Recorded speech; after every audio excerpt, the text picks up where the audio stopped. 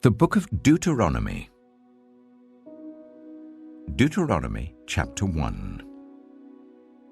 These are the words Moses spoke to all Israel in the wilderness east of the Jordan.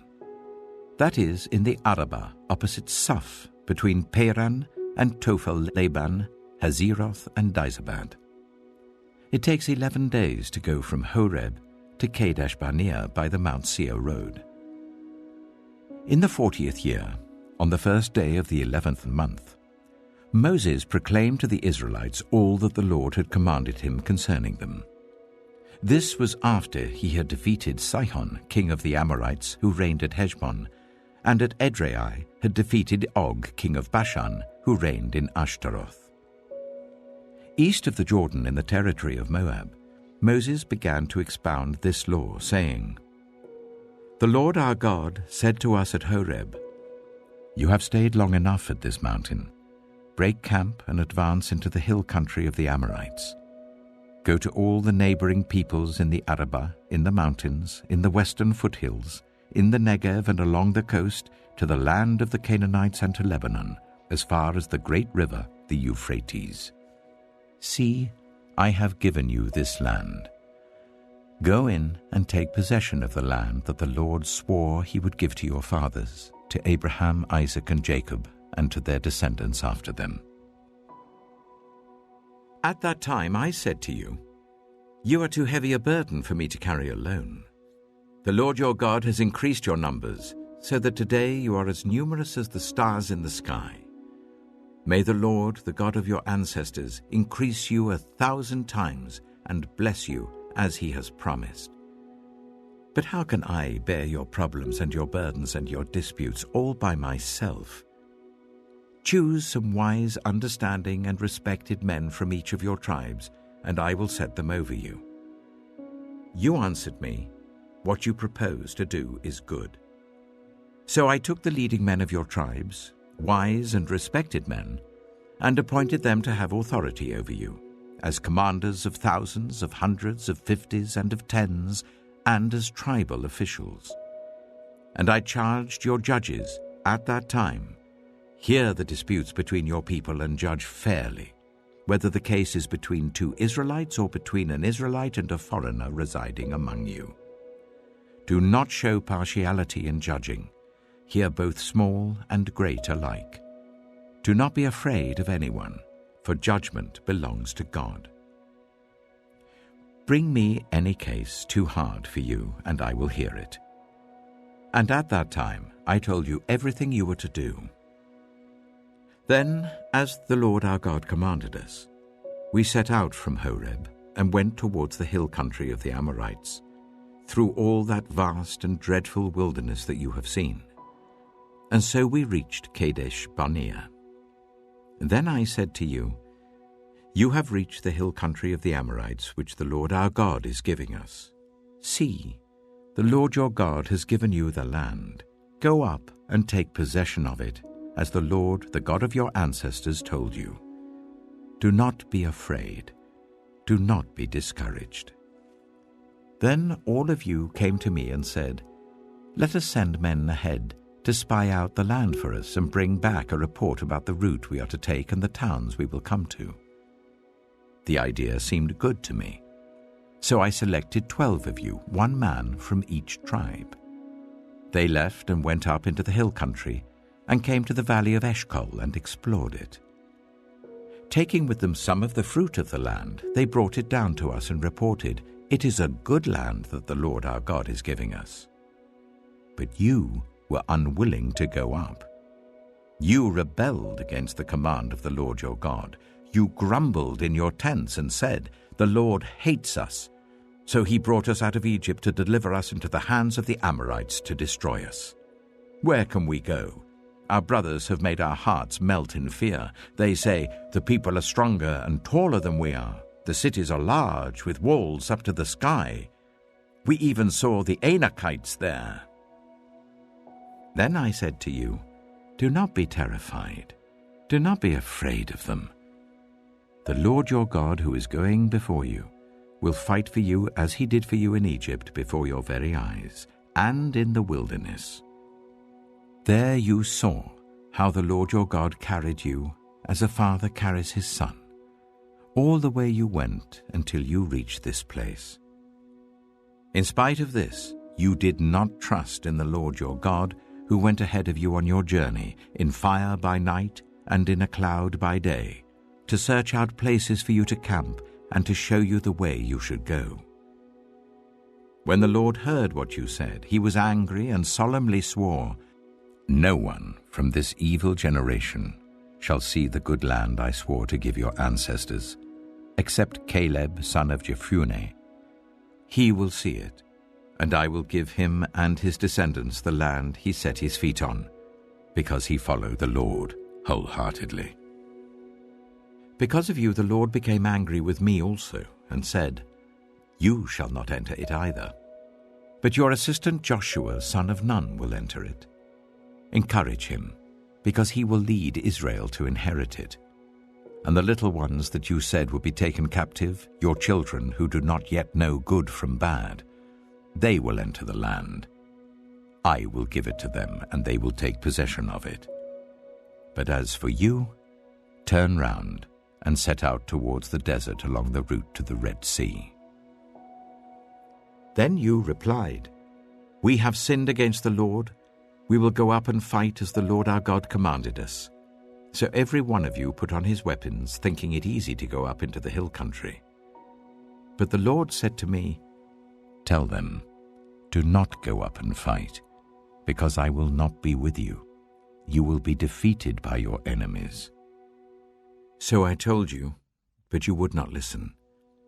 You rebelled against the Lord's command, and in your arrogance you marched up into the hill country. The Amorites who lived in those hills came out against you. They chased you like a swarm of bees and beat you down from Seir all the way to Hormah. You came back and wept before the Lord, but he paid no attention to your weeping and turned a deaf ear to you. And so you stayed in Kadesh many days, all the time you spent there.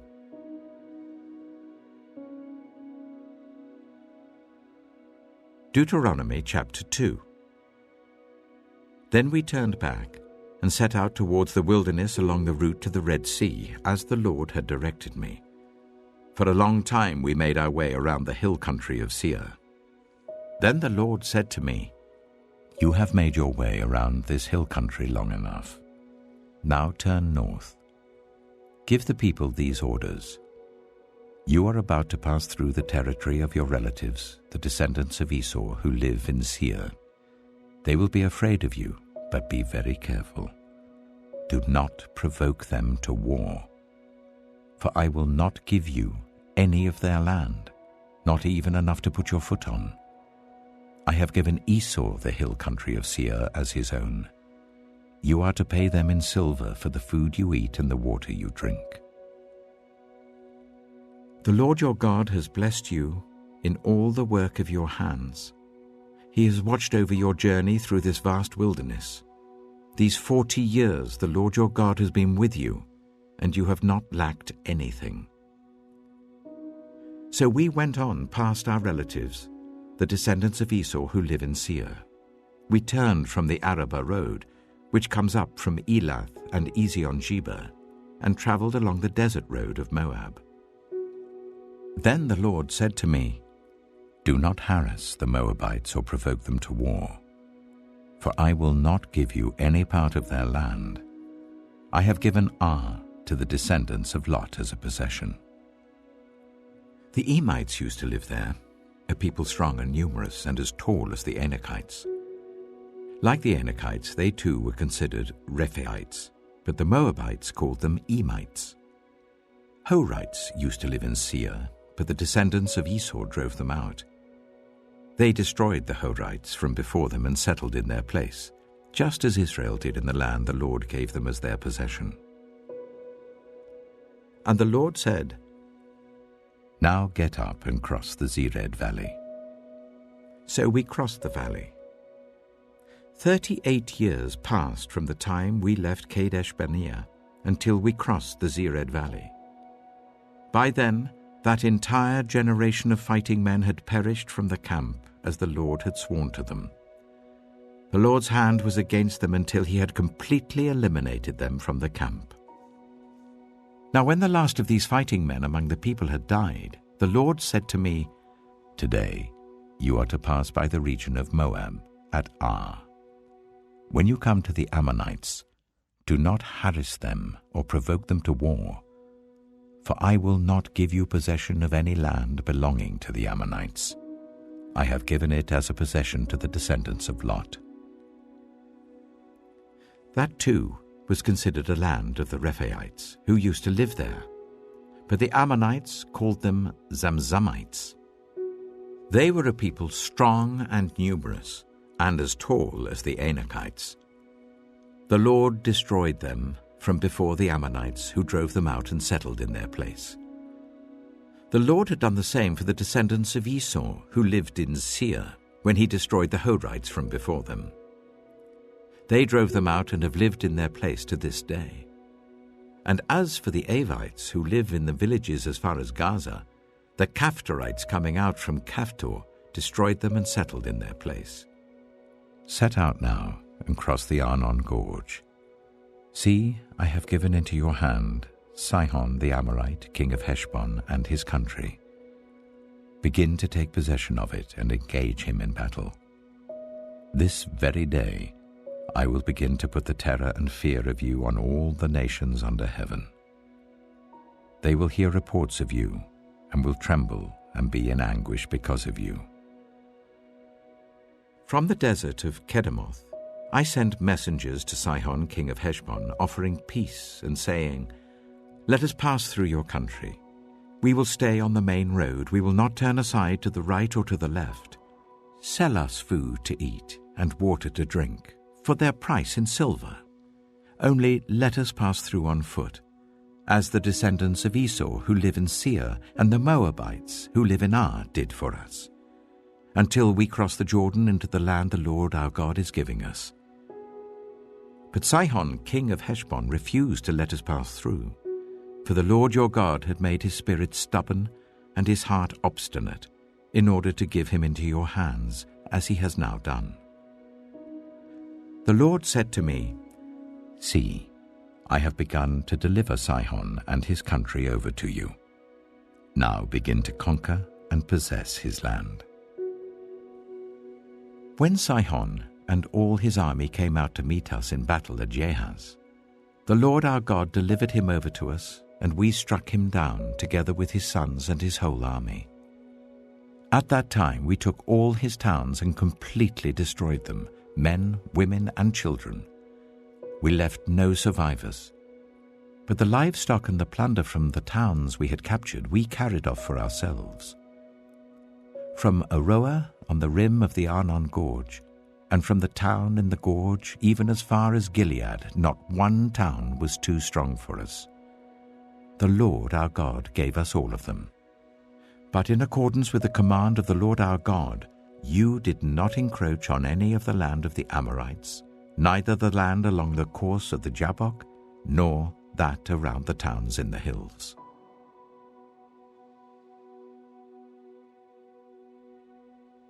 Deuteronomy chapter 3. Next we turned and went up along the road towards Bashan. And Og, king of Bashan, with his whole army marched out to meet us in battle at Edrei. The Lord said to me, "Do not be afraid of him, for I have delivered him into your hands, along with his whole army and his land. Do to him what you did to Sihon, king of the Amorites, who reigned in Heshbon." So the Lord our God also gave into our hands Og, king of Bashan, and all his army. We struck them down, leaving no survivors. At that time we took all his cities. There was not one of the 60 cities that we did not take from them. The whole region of Argob, Og's kingdom in Bashan. All these cities were fortified with high walls and with gates and bars, and there were also a great many unwalled villages. We completely destroyed them, as we had done with Sihon, king of Heshbon, destroying every city, men, women, and children. But all the livestock and the plunder from their cities we carried off for ourselves. So at that time we took from these 2 kings of the Amorites the territory east of the Jordan, from the Arnon Gorge as far as Mount Hermon. Hermon is called Sirion by the Sidonians. The Amorites call it Sinea. We took all the towns on the plateau and all Gilead and all Bashan as far as Salekah and Edrei, towns of Og's kingdom in Bashan. Og, king of Bashan, was the last of the Rephaites. His bed was decorated with iron and was more than 9 cubits long and 4 cubits wide. It is still in Rabbah of the Ammonites. Of the land that we took over at that time, I gave the Reubenites and the Gadites the territory north of Aroer, by the Arnon Gorge, including half the hill country of Gilead, together with its towns. The rest of Gilead, and also all of Bashan, the kingdom of Og, I gave to the half-tribe of Manasseh. The whole region of Argob in Bashan used to be known as a land of the Rephaites. Jair, a descendant of Manasseh, took the whole region of Argob as far as the border of the Geshurites and the Maacathites. It was named after him, so that to this day Bashan is called Havoth Jair. And I gave Gilead to Machir. But to the Reubenites and the Gadites I gave the territory extending from Gilead down to the Arnon Gorge, the middle of the gorge being the border, and out to the river Jabbok, which is the border of the Ammonites. Its western border was the Jordan in the Arabah, from Kinnereth to the sea of the Arabah, that is, the Dead Sea, below the slopes of Pisgah. I commanded you at that time, the Lord your God has given you this land to take possession of it. But all your able-bodied men armed for battle must cross over ahead of the other Israelites. However, your wives, your children, and your livestock, I know you have much livestock, may stay in the towns I have given you, until the Lord gives rest to your fellow Israelites as he has to you.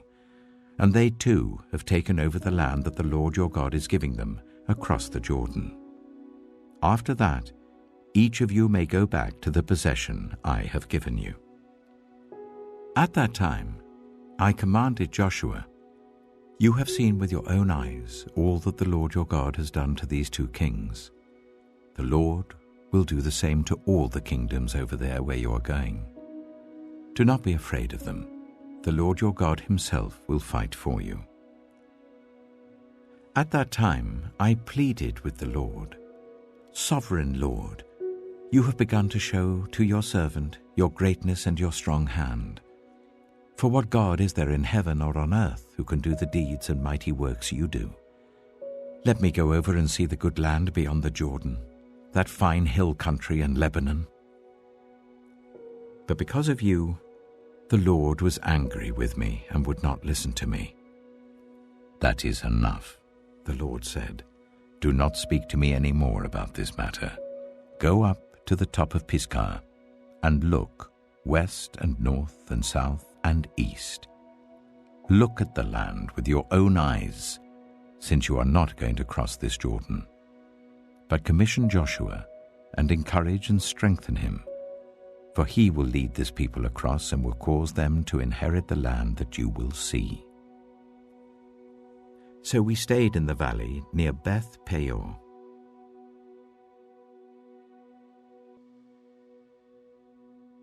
Deuteronomy chapter 4. Now, Israel, hear the decrees and laws I am about to teach you. Follow them so that you may live and may go in and take possession of the land that the Lord, the God of your ancestors, is giving you. Do not add to what I command you, and do not subtract from it, but keep the commands of the Lord your God that I give you. You saw with your own eyes what the Lord did at Baal Peor.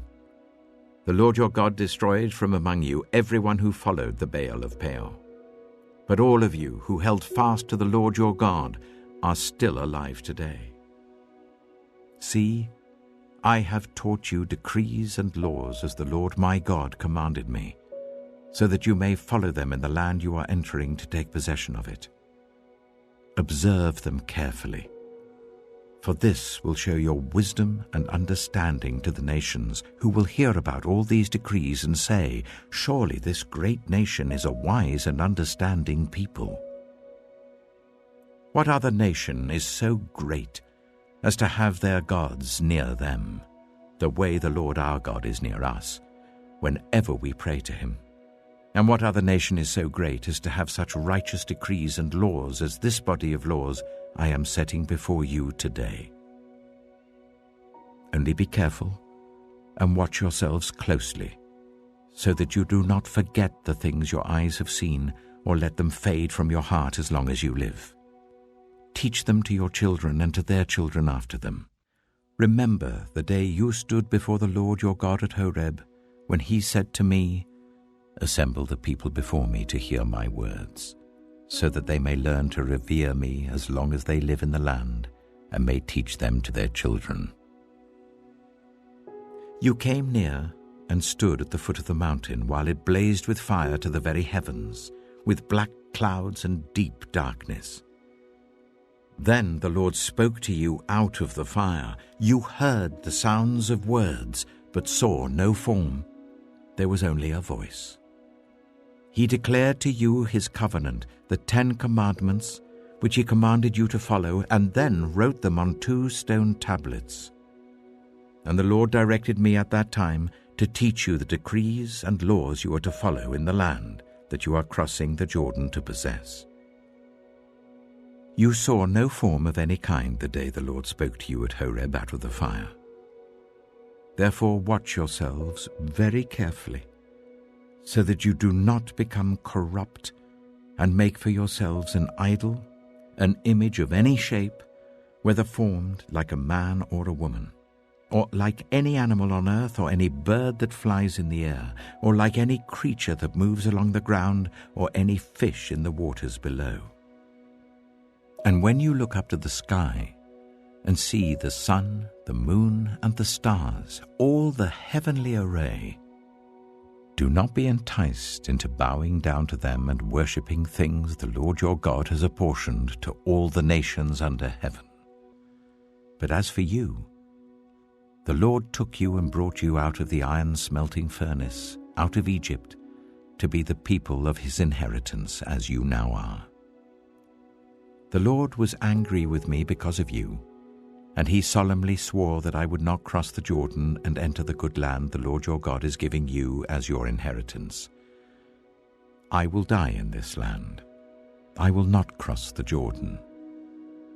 But you are about to cross over and take possession of that good land. Be careful not to forget the covenant of the Lord your God that he made with you. Do not make for yourselves an idol in the form of anything the Lord your God has forbidden. For the Lord your God is a consuming fire, a jealous God. After you have had children and grandchildren, and have lived in the land a long time, if you then become corrupt and make any kind of idol, doing evil in the eyes of the Lord your God and arousing his anger, I call the heavens and the earth as witnesses against you this day, that you will quickly perish from the land that you are crossing the Jordan to possess. You will not live there long, but will certainly be destroyed. The Lord will scatter you among the peoples, and only a few of you will survive among the nations to which the Lord will drive you.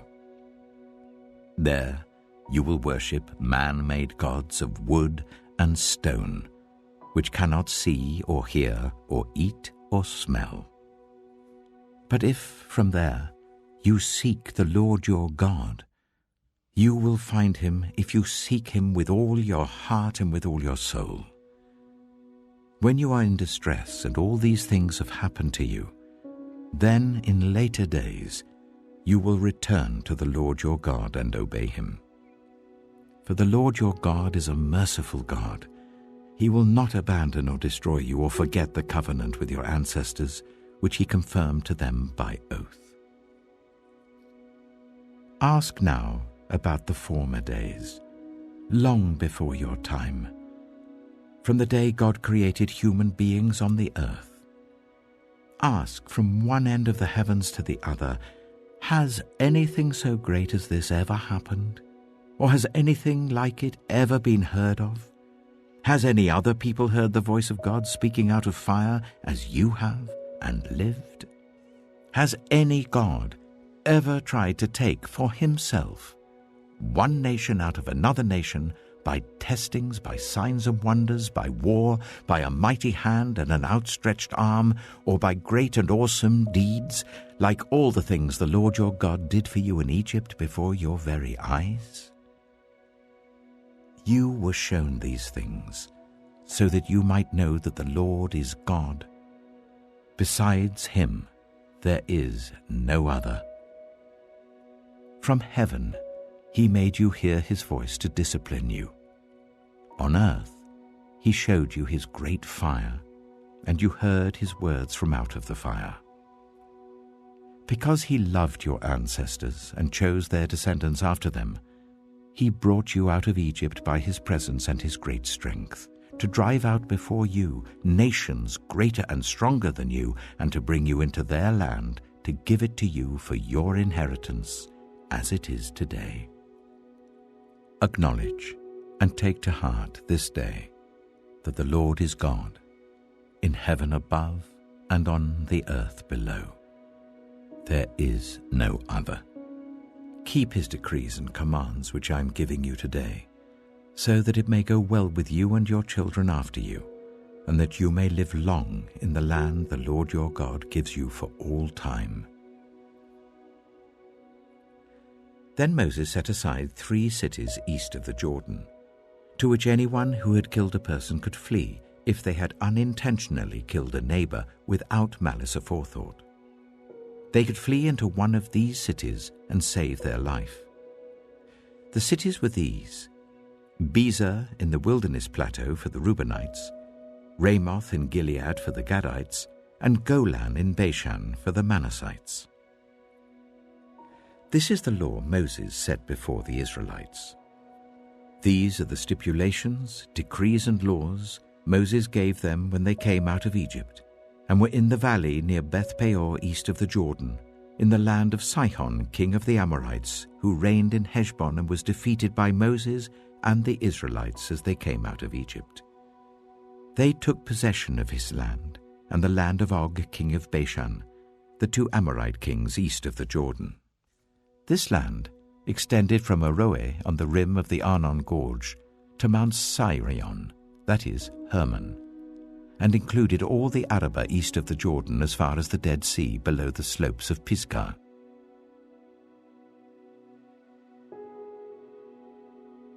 Deuteronomy chapter 5. Moses summoned all Israel and said, "Hear, Israel, the decrees and the laws I declare in your hearing today. Learn them and be sure to follow them.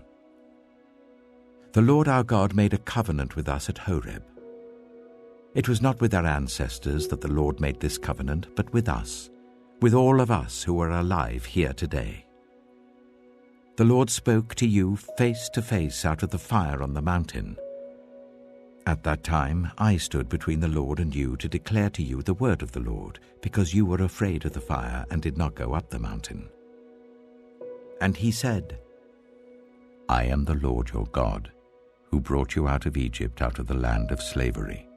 You shall have no other gods before me. You shall not make for yourself an image in the form of anything in heaven above, or on the earth beneath, or in the waters below. You shall not bow down to them, or worship them. For I, the Lord your God, am a jealous God, punishing the children for the sin of the parents to the 3rd and 4th generation of those who hate me, but showing love to 1,000 generations of those who love me and keep my commandments. You shall not misuse the name of the Lord your God, for the Lord will not hold anyone guiltless who misuses his name. Observe the Sabbath day by keeping it holy, as the Lord your God has commanded you. 6 days you shall labor and do all your work, but the 7th day is a Sabbath to the Lord your God. On it you shall not do any work, neither you, nor your son or daughter, nor your male or female servant, nor your ox, your donkey, or any of your animals, nor any foreigner residing in your towns, so that your male and female servants may rest as you do. Remember that you were slaves in Egypt, and that the Lord your God brought you out of there with a mighty hand and an outstretched arm. Therefore the Lord your God has commanded you to observe the Sabbath day.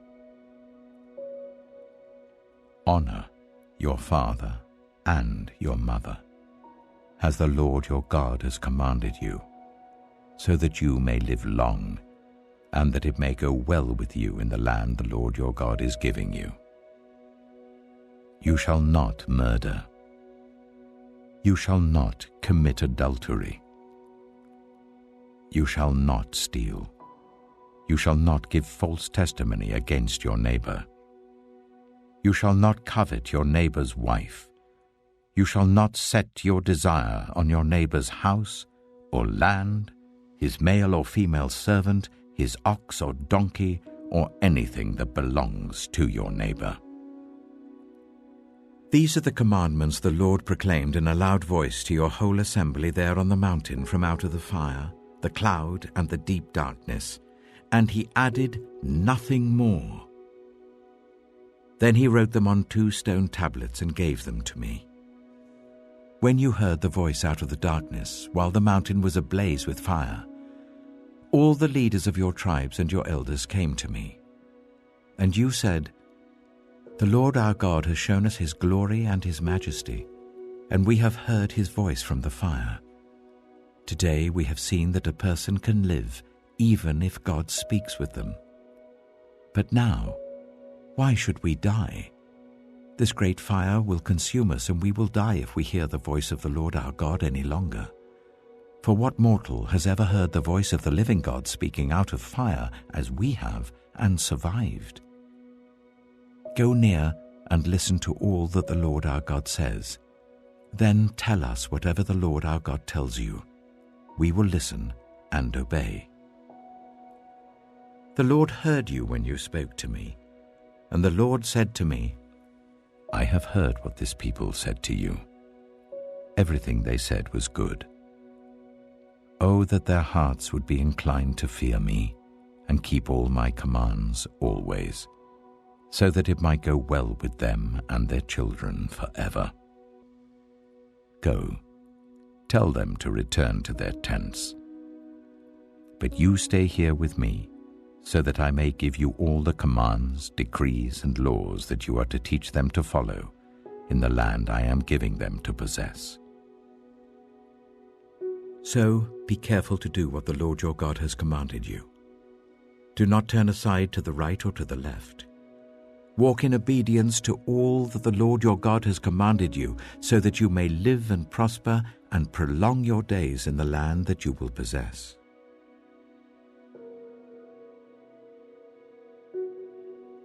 Deuteronomy chapter 6. These are the commands, decrees, and laws the Lord your God directed me to teach you, to observe in the land you are crossing the Jordan to possess, so that you, your children, and their children after them may fear the Lord your God as long as you live, by keeping all his decrees and commands that I give you, and so that you may enjoy long life. Hear, Israel, and be careful to obey, so that it may go well with you, and that you may increase greatly in a land flowing with milk and honey, just as the Lord, the God of your ancestors, promised you. Hear, O Israel, the Lord our God, the Lord is one. Love the Lord your God with all your heart, and with all your soul, and with all your strength.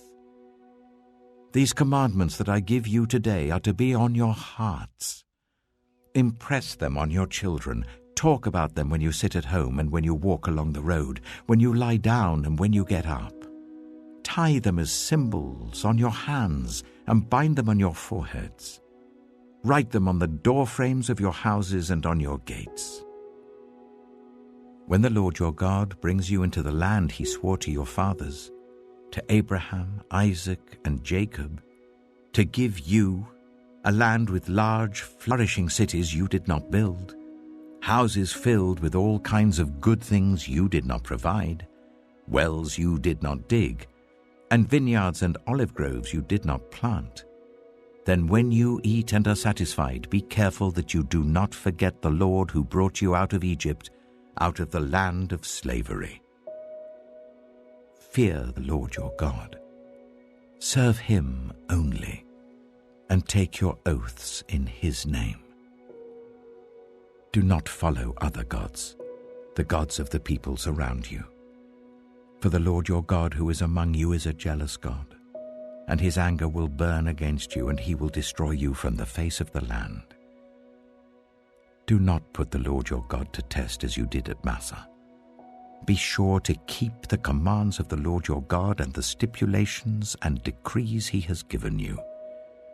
Do what is right and good in the Lord's sight, so that it may go well with you, and you may go in and take over the good land that the Lord promised on oath to your ancestors, thrusting out all your enemies before you, as the Lord said. In the future, when your son asks you, "What is the meaning of the stipulations, decrees, and laws the Lord our God has commanded you?" tell him, "We were slaves of Pharaoh in Egypt, but the Lord brought us out of Egypt with a mighty hand. Before our eyes the Lord sent signs and wonders, great and terrible, on Egypt and Pharaoh and his whole household. But he brought us out from there to bring us in and give us the land that he promised on oath to our ancestors. The Lord commanded us to obey all these decrees and to fear the Lord our God, so that we might always prosper and be kept alive, as is the case today. And if we are careful to obey all this law before the Lord our God, as he has commanded us, that will be our righteousness."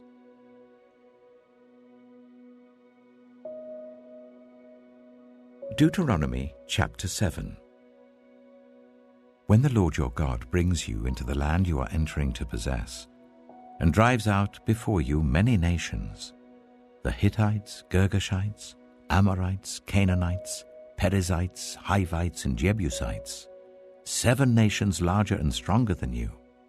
And when the Lord your God has delivered them over to you and you have defeated them, then you must destroy them totally. Make no treaty with them and show them no mercy. Do not intermarry with them. Do not give your daughters to their sons or take their daughters for your sons, for they will turn your children away from following me to serve other gods, and the Lord's anger will burn against you and will quickly destroy you. This is what you are to do to them. Break down their altars, smash their sacred stones, cut down their Asherah poles, and burn their idols in the fire. For you are a people holy to the Lord your God. The Lord your God has chosen you out of all the peoples on the face of the earth to be his people, his treasured possession. The Lord did not set his affection on you and choose you because you were more numerous than other peoples, for you were the fewest of all peoples. But it was because the Lord loved you and kept the oath he swore to your ancestors, that he brought you out with a mighty hand and redeemed you from the land of slavery, from the power of Pharaoh, king of Egypt. Know therefore that the Lord your God is God. He is the faithful God, keeping his covenant of love to 1,000 generations of those who love him and keep his commandments. But those who hate him, he will repay to their face by destruction. He will not be slow to repay to their face those who hate him. Therefore take care to follow the commands, decrees, and laws I give you today. If you pay attention to these laws and are careful to follow them, then the Lord your God will keep his covenant of love with you as he swore to your ancestors. He will love you and bless you and increase your numbers. He will bless the fruit of your womb, the crops of your land, your corn, new wine, and oil, the calves of your herds, and the lambs of your flocks in the land that he swore to your ancestors to give you. You will be blessed more than any other people. None of your men or women will be childless, nor any of your livestock without young. The Lord will keep you free from every disease. He will not inflict on you the horrible diseases you knew in Egypt, but he will inflict them on all who hate you. You must destroy all the peoples the Lord your God gives over to you. Do not look on them with pity, and do not serve their gods, for that will be a snare to you. You may say to yourselves, "These nations are stronger than we are. How can we drive them out?" But do not be afraid of them.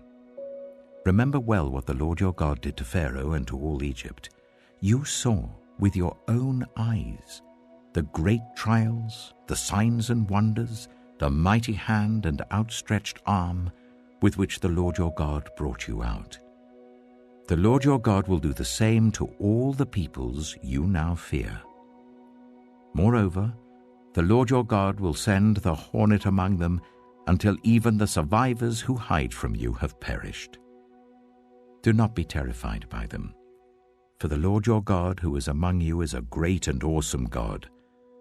The Lord your God will drive out those nations before you little by little.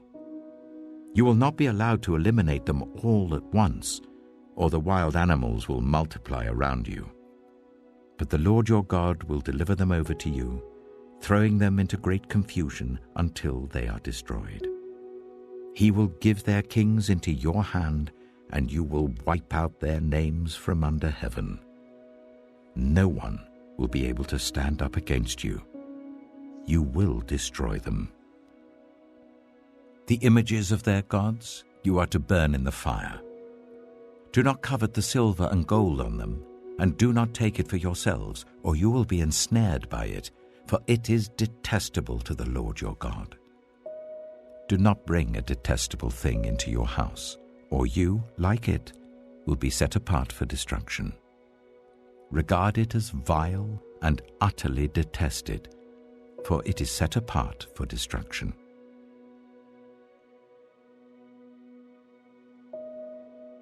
Deuteronomy chapter 8. Be careful to follow every command I am giving you today, so that you may live and increase and may enter and possess the land that the Lord promised on oath to your ancestors. Remember how the Lord your God led you all the way in the wilderness these 40 years to humble and test you, in order to know what was in your heart, whether or not you would keep his commands.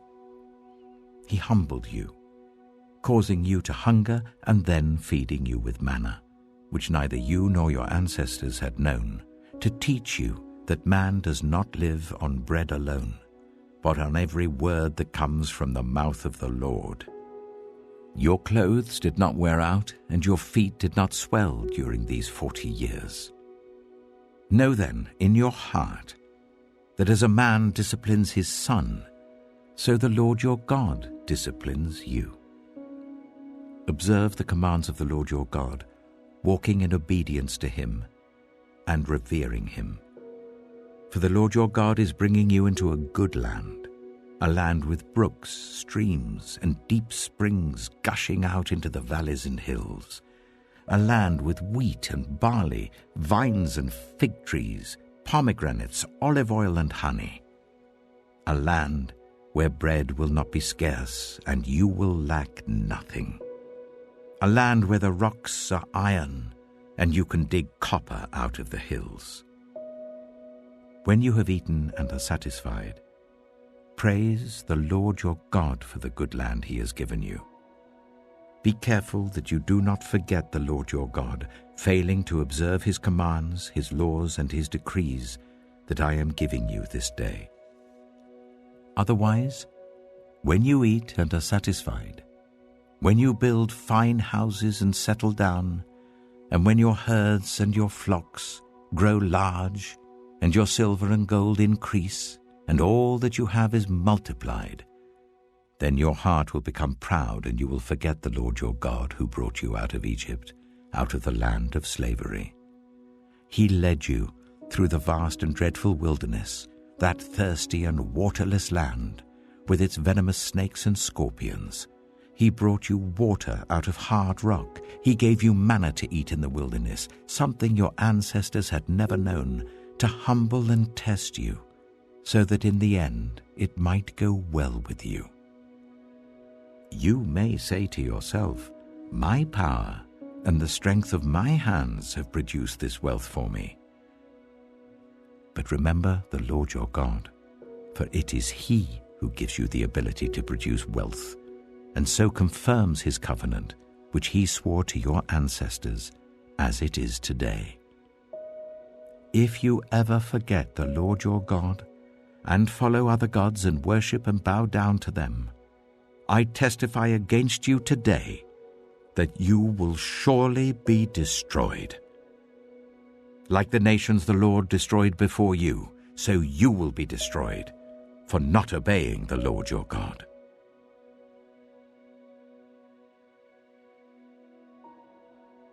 Deuteronomy chapter 9. Hear, Israel. You are now about to cross the Jordan to go in and dispossess nations greater and stronger than you, with large cities that have walls up to the sky.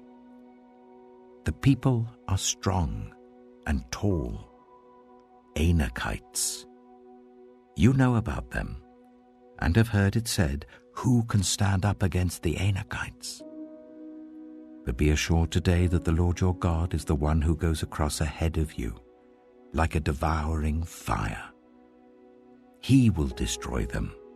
He will subdue them before you, and you will drive them out and annihilate them quickly, as the Lord has promised you. After the Lord your God has driven them out before you, do not say to yourself, "The Lord has brought me here to take possession of this land because of my righteousness." No. It is on account of the wickedness of these nations that the Lord is going to drive them out before you. It is not because of your righteousness or your integrity that you are going in to take possession of their land, but on account of the wickedness of these nations, the Lord your God will drive them out before you, to accomplish what He swore to your fathers, to Abraham, Isaac, and Jacob.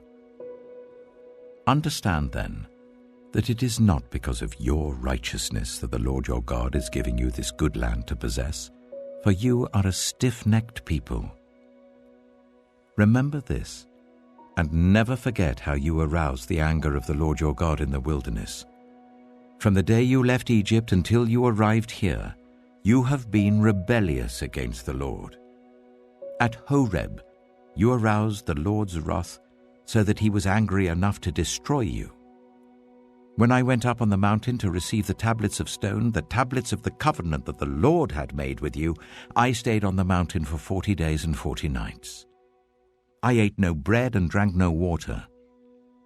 The Lord gave me 2 stone tablets inscribed by the finger of God.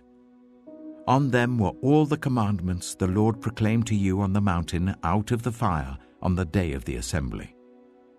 At the end of the 40 days and 40 nights, the Lord gave me the 2 stone tablets, the tablets of the covenant. Then the Lord told me, "Go down from here at once, because your people whom you brought out of Egypt have become corrupt. They have turned away quickly from what I commanded them, and have made an idol for themselves." And the Lord said to me, "I have seen this people, and they are a stiff-necked people indeed. Let me alone, so that I may destroy them and blot out their name from under heaven.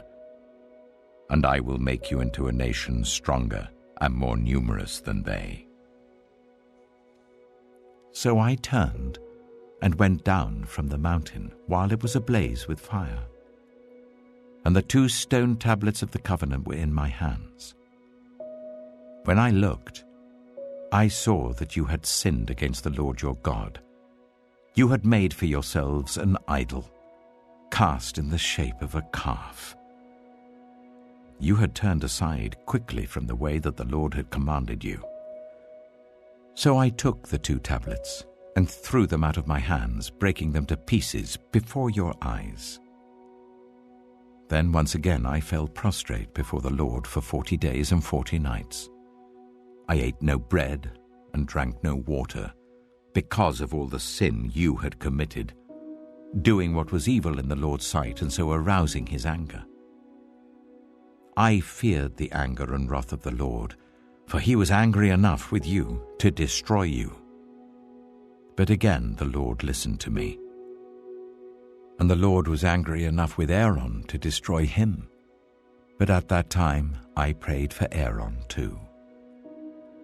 Also, I took that sinful thing of yours, the calf you had made, and burned it in the fire. Then I crushed it and ground it to powder as fine as dust, and threw the dust into a stream that flowed down the mountain.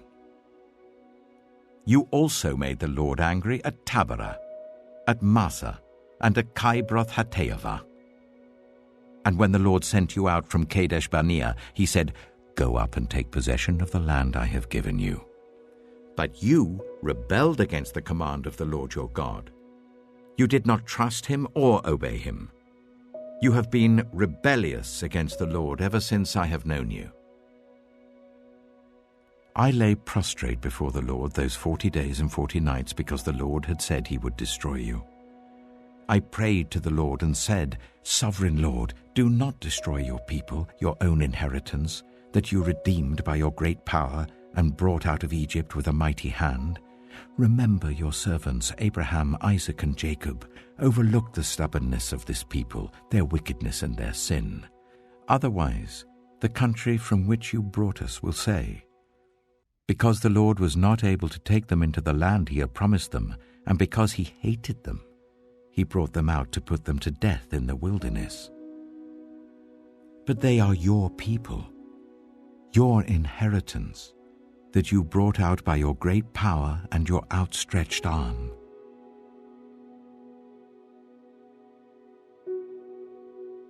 Deuteronomy chapter 10.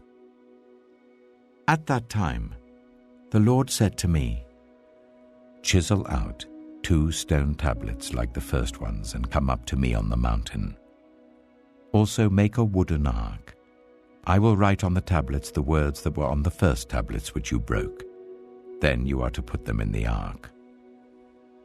So I made the ark out of acacia wood and chiseled out 2 stone tablets like the first ones, and I went up on the mountain with the 2 tablets in my hands. The Lord wrote on these tablets what he had written before, the 10 commandments he had proclaimed to you on the mountain out of the fire on the day of the assembly. And the Lord gave them to me. Then I came back down the mountain and put the tablets in the ark I had made, as the Lord commanded me, and they are there now. The Israelites traveled from the wells of Bene Jaakan to Mosera. There Aaron died and was buried, and Eleazar his son succeeded him as priest. From there they traveled to Gudgodah and on to Jotbathah, a land with streams of water.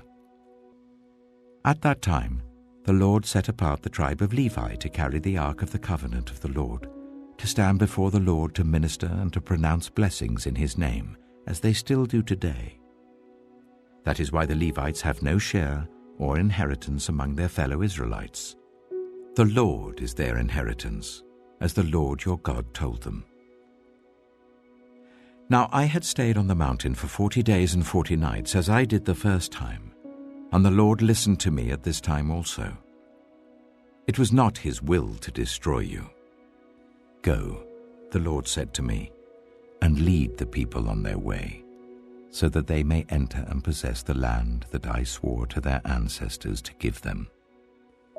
And now, Israel, what does the Lord your God ask of you but to fear the Lord your God, to walk in obedience to him, to love him, to serve the Lord your God with all your heart and with all your soul, and to observe the Lord's commands and decrees that I am giving you today for your own good? To the Lord your God belong the heavens, even the highest heavens, the earth and everything in it, Yet the Lord set his affection on your ancestors and loved them, and he chose you, their descendants, above all the nations. As it is today, circumcise your hearts, therefore, and do not be stiff-necked any longer. For the Lord your God is God of gods and Lord of lords, the great God, mighty and awesome, who shows no partiality and accepts no bribes. He defends the cause of the fatherless and the widow, and loves the foreigner residing among you, giving them food and clothing. And you are to love those who are foreigners, for you yourselves were foreigners in Egypt. Fear the Lord your God and serve him. Hold fast to him, and take your oaths in his name. He is your praise. He is your God, who performed for you those great and awesome wonders you saw with your own eyes. Your ancestors, who went down into Egypt, were 70 in all. And now the Lord your God has made you as numerous as the stars in the sky.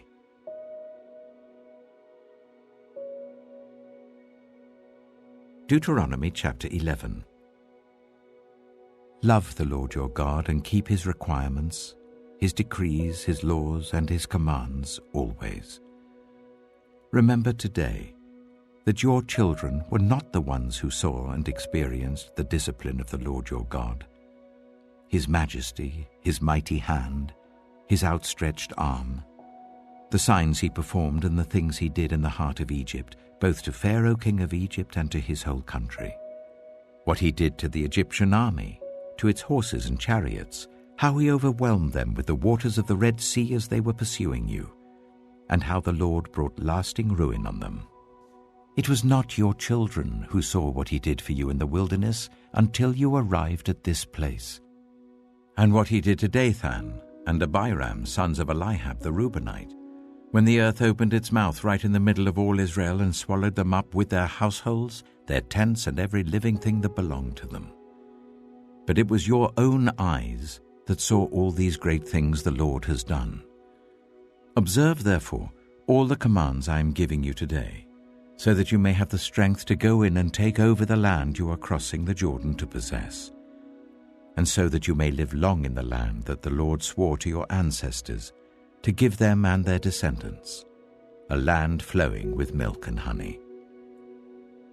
The land you are entering to take over is not like the land of Egypt from which you have come, where you planted your seed and irrigated it by foot, as in a vegetable garden. But the land you are crossing the Jordan to take possession of is a land of mountains and valleys that drinks rain from heaven. It is a land the Lord your God cares for. The eyes of the Lord your God are continually on it from the beginning of the year to its end. So if you faithfully obey the commands I am giving you today, to love the Lord your God and to serve him with all your heart and with all your soul, then I will send rain on your land in its season, both autumn and spring rains, so that you may gather in your corn, new wine, and olive oil. I will provide grass in the fields for your cattle, and you will eat and be satisfied. Be careful, or you will be enticed to turn away and worship other gods and bow down to them. Then the Lord's anger will burn against you, and he will shut up the heavens so that it will not rain, and the ground will yield no produce, and you will soon perish from the good land the Lord is giving you. Fix these words of mine in your hearts and minds. Tie them as symbols on your hands and bind them on your foreheads. Teach them to your children, talking about them when you sit at home and when you walk along the road, when you lie down and when you get up. Write them on the door frames of your houses and on your gates, so that your days and the days of your children may be many in the land that the Lord swore to give your ancestors, as many as the days that the heavens are above the earth.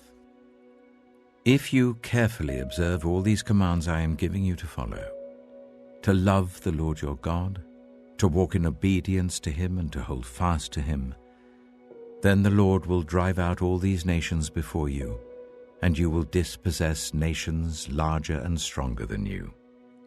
Every place where you set your foot will be yours. Your territory will extend from the desert to Lebanon, and from the river Euphrates to the Mediterranean Sea. No one will be able to stand against you. The Lord your God, as he promised you, will put the terror and fear of you on the whole land wherever you go. See, I am setting before you today a blessing and a curse. The blessing, if you obey the commands of the Lord your God that I'm giving you today. The curse, if you disobey the commands of the Lord your God and turn from the way that I command you today by following other gods which you have not known.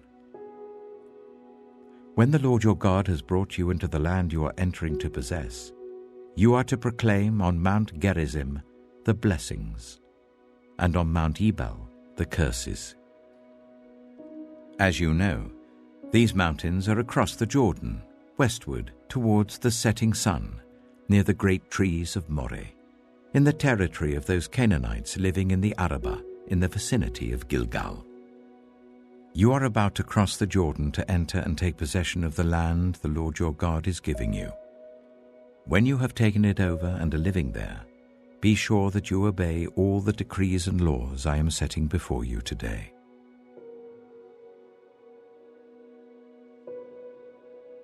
Deuteronomy chapter 12. These are the decrees and laws you must be careful to follow in the land that the Lord, the God of your ancestors, has given you to possess, as long as you live in the land. Destroy completely all the places on the high mountains, on the hills, and under every spreading tree, where the nations you are dispossessing worship their gods. Break down their altars, smash their sacred stones, and burn their Asherah poles in the fire. Cut down the idols of their gods and wipe out their names from those places. You must not worship the Lord your God in their way. But you are to seek the place the Lord your God will choose from among all your tribes to put his name there for his dwelling. To that place you must go. There bring your burnt offerings and sacrifices, your tithes and special gifts, what you have vowed to give, and your freewill offerings, and the firstborn of your herds and flocks. There, in the presence of the Lord your God, you and your families shall eat and shall rejoice in everything you have put your hand to, because the Lord your God has blessed you. You are not to do, as we do here today, everyone doing as they see fit, since you have not yet reached the resting place and the inheritance the Lord your God is giving you. But you will cross the Jordan and settle in the land the Lord your God is giving you as an inheritance, and he will give you rest from all your enemies around you, so that you will live in safety. Then, to the place the Lord your God will choose as a dwelling for his name, there you are to bring everything I command you, your burnt offerings and sacrifices, your tithes and special gifts, and all the choice possessions you have vowed to the Lord. And there rejoice before the Lord your God, you, your sons and daughters, your male and female servants, and the Levites from your towns, who have no land allotted to them or any inheritance of their own. Be careful not to sacrifice your burnt offerings anywhere you please. Offer them only at the place the Lord will choose in one of your tribes, and there observe everything I command you. Nevertheless, you may slaughter your animals in any of your towns, and eat as much of the meat as you want, as if it were gazelle or deer, according to the blessing the Lord your God gives you. Both the ceremonially unclean and the clean may eat it. But you must not eat the blood. Pour it on the ground like water. You must not eat in your own towns the tithe of your corn and new wine and olive oil, or the firstborn of your herds and flocks, or whatever you have vowed to give, or your freewill offerings or special gifts. Instead, you are to eat them in the presence of the Lord your God at the place the Lord your God will choose. You, your sons and daughters, your male and female servants, and the Levites from your towns. and you are to rejoice before the Lord your God in everything you put your hand to. Be careful not to neglect the Levites as long as you live in your land. When the Lord your God has enlarged your territory as he promised you, and you crave meat, and say, "I would like some meat," then you may eat as much of it as you want. If the place where the Lord your God chooses to put his name is too far away from you, you may slaughter animals from the herds and flocks the Lord has given you as I have commanded you, and in your own towns you may eat as much of them as you want. Eat them as you would gazelle or deer. Both the ceremonially unclean and the clean may eat. But be sure you do not eat the blood, because the blood is the life, and you must not eat the life with the meat. You must not eat the blood. Pour it on the ground like water. Do not eat it, so that it may go well with you and your children after you, because you will be doing what is right in the eyes of the Lord. But take your consecrated things and whatever you have vowed to give, and go to the place the Lord will choose. Present your burnt offerings on the altar of the Lord your God, both the meat and the blood. The blood of your sacrifices must be poured beside the altar of the Lord your God, but you may eat the meat. Be careful to obey all these regulations I am giving you, so that it may always go well with you and your children after you, because you will be doing what is good and right in the eyes of the Lord your God. The Lord your God will cut off before you the nations you are about to invade and dispossess. But when you have driven them out and settled in their land, and after they have been destroyed before you, be careful not to be ensnared by inquiring about their gods, saying, "How do these nations serve their gods? We will do the same." You must not worship the Lord your God in their way, because in worshipping their gods, they do all kinds of detestable things the Lord hates. They even burn their sons and daughters in the fire as sacrifices to their gods. See that you do all I command you. Do not add to it or take away from it.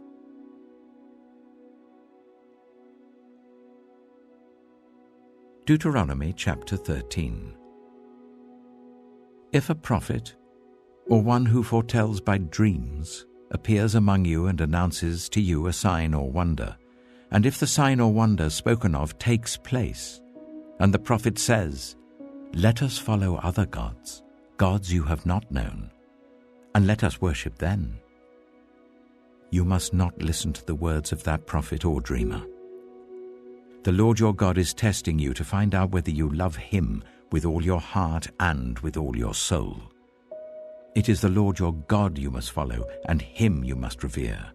Keep his commands and obey him, serve him and hold fast to him. That prophet or dreamer must be put to death for inciting rebellion against the Lord your God, who brought you out of Egypt and redeemed you from the land of slavery. That prophet or dreamer tried to turn you from the way the Lord your God commanded you to follow. You must purge the evil from among you. If your very own brother, or your son or daughter, or the wife you love, or your closest friend secretly entices you, saying, "Let us go and worship other gods, gods that neither you nor your ancestors have known, gods of the peoples around you, whether near or far, from one end of the land to the other," do not yield to them or listen to them. Show them no pity, do not spare them or shield them. You must certainly put them to death. Your hand must be the first in putting them to death, and then the hands of all the people. Stone them to death, because they tried to turn you away from the Lord your God, who brought you out of Egypt, out of the land of slavery. Then all Israel will hear and be afraid, and no one among you will do such an evil thing again. If you hear it said about one of the towns the Lord your God is giving you to live in, that troublemakers have arisen among you and have led the people of their town astray, saying, "Let us go and worship other gods, gods you have not known," Then you must inquire, probe, and investigate it thoroughly. And if it is true, and it has been proved that this detestable thing has been done among you, you must certainly put to the sword all who live in that town.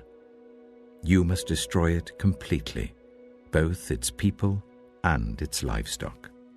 You are to gather all the plunder of the town into the middle of the public square, and completely burn the town and all its plunder as a whole burnt offering to the Lord your God.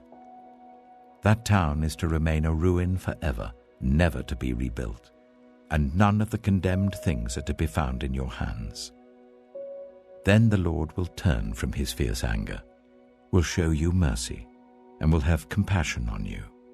He will increase your numbers as he promised on oath to your ancestors, because you obey the Lord your God by keeping all his commands that I am giving you today, and doing what is right in his eyes.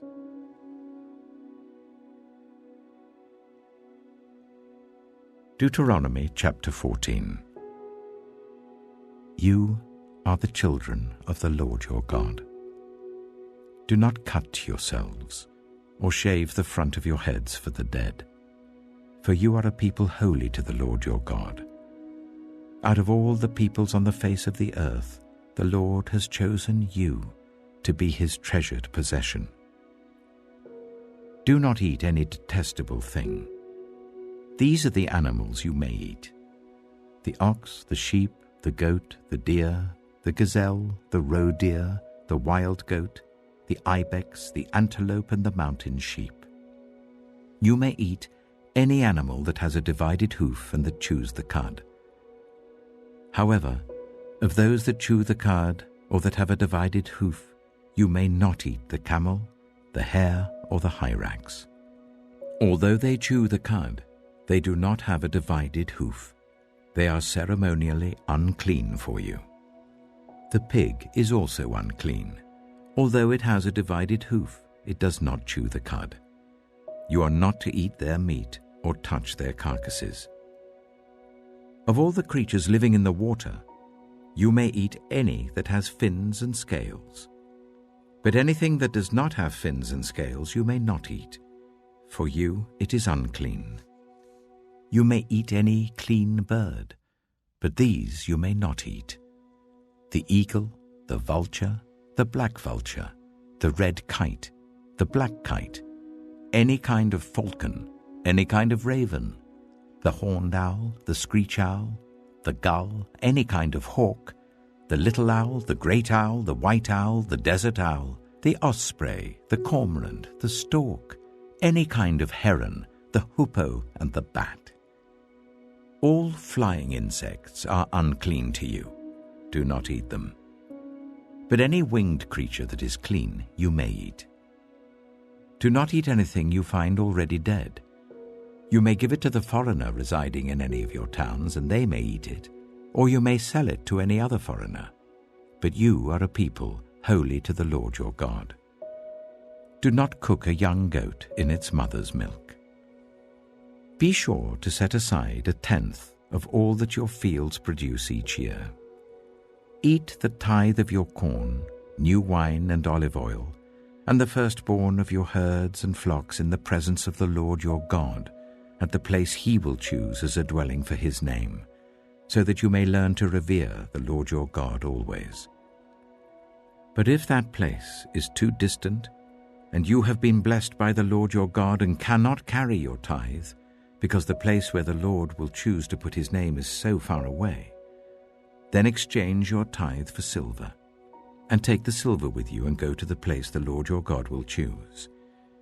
Use the silver to buy whatever you like: cattle, sheep, wine, or other fermented drink, or anything you wish.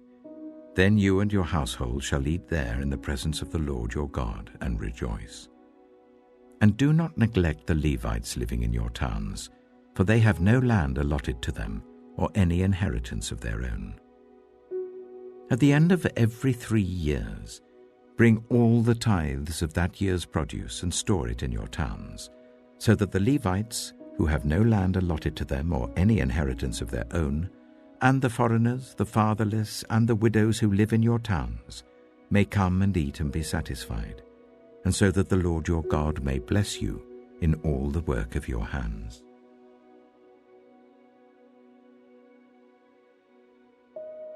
Deuteronomy chapter 15. At the end of every 7 years, you must cancel debts. This is how it is to be done. Every creditor shall cancel any loan they have made to a fellow Israelite. They shall not require payment from anyone among their own people, because the Lord's time for cancelling debts has been proclaimed. You may require payment from a foreigner, but you must cancel any debt your fellow Israelite owes you. However, there need be no poor people among you, for in the land the Lord your God is giving you to possess as your inheritance, he will richly bless you, if only you fully obey the Lord your God and are careful to follow all these commands I am giving you today. For the Lord your God will bless you as he promised, and you will lend to many nations, but will borrow from none. You will rule over many nations, but none will rule over you. If anyone is poor among your fellow Israelites, in any of the towns of the land that the Lord your God is giving you, do not be hard-hearted or tight-fisted towards them. Rather, be open-handed and freely lend them whatever they need. Be careful not to harbor this wicked thought. The 7th year, the year for cancelling debts, is near, so that you do not show ill will towards the needy among your fellow Israelites and give them nothing. They may then appeal to the Lord against you, and you will be found guilty of sin. Give generously to them, and do so without a grudging heart. Then because of this, the Lord your God will bless you in all your work and in everything you put your hand to. There will always be poor people in the land. Therefore I command you to be open-handed towards your fellow Israelites, who are poor and needy in your land. If any of your people, Hebrew men or women, sell themselves to you and serve you for 6 years, in the 7th year you must let them go free. And when you release them, do not send them away empty-handed. Supply them liberally from your flock, your threshing floor, and your winepress. Give to them as the Lord your God has blessed you. Remember that you were slaves in Egypt, and the Lord your God redeemed you. That is why I give you this command today. But if your servant says to you, I do not want to leave you, because he loves you and your family, and is well off with you, then take an awl and push it through his earlobe into the door, and he will become your servant for life. Do the same for your female servant. Do not consider it a hardship to set your servant free, because their service to you these 6 years has been worth twice as much as that of a hired hand, and the Lord your God will bless you in everything you do. Set apart for the Lord your God every firstborn male of your herds and flocks. Do not put the firstborn of your oxen to work, and do not shear the firstborn of your sheep. Each year you and your family are to eat them in the presence of the Lord your God at the place he will choose. If an animal has a defect, is lame or blind, or has any serious flaw, you must not sacrifice it to the Lord your God. You are to eat it in your own towns. Both the ceremonially unclean and the clean may eat it, as if it were gazelle or deer. But you must not eat the blood. Pour it on the ground like water.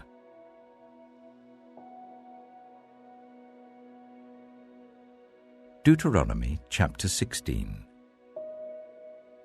Observe the month of Aviv, and celebrate the Passover of the Lord your God, because in the month of Aviv he brought you out of Egypt by night. Sacrifice as the Passover to the Lord your God an animal from your flock or herd at the place the Lord will choose as a dwelling for his name. Do not eat it with bread made with yeast, but for 7 days eat unleavened bread, the bread of affliction, because you left Egypt in haste, so that all the days of your life you may remember the time of your departure from Egypt. Let no yeast be found in your possession in all your land for 7 days. Do not let any of the meat you sacrifice, on the evening of the first day, remain until morning. You must not sacrifice the Passover in any town the Lord your God gives you, except in the place he will choose as a dwelling for his name. There you must sacrifice the Passover in the evening when the sun goes down, on the anniversary of your departure from Egypt.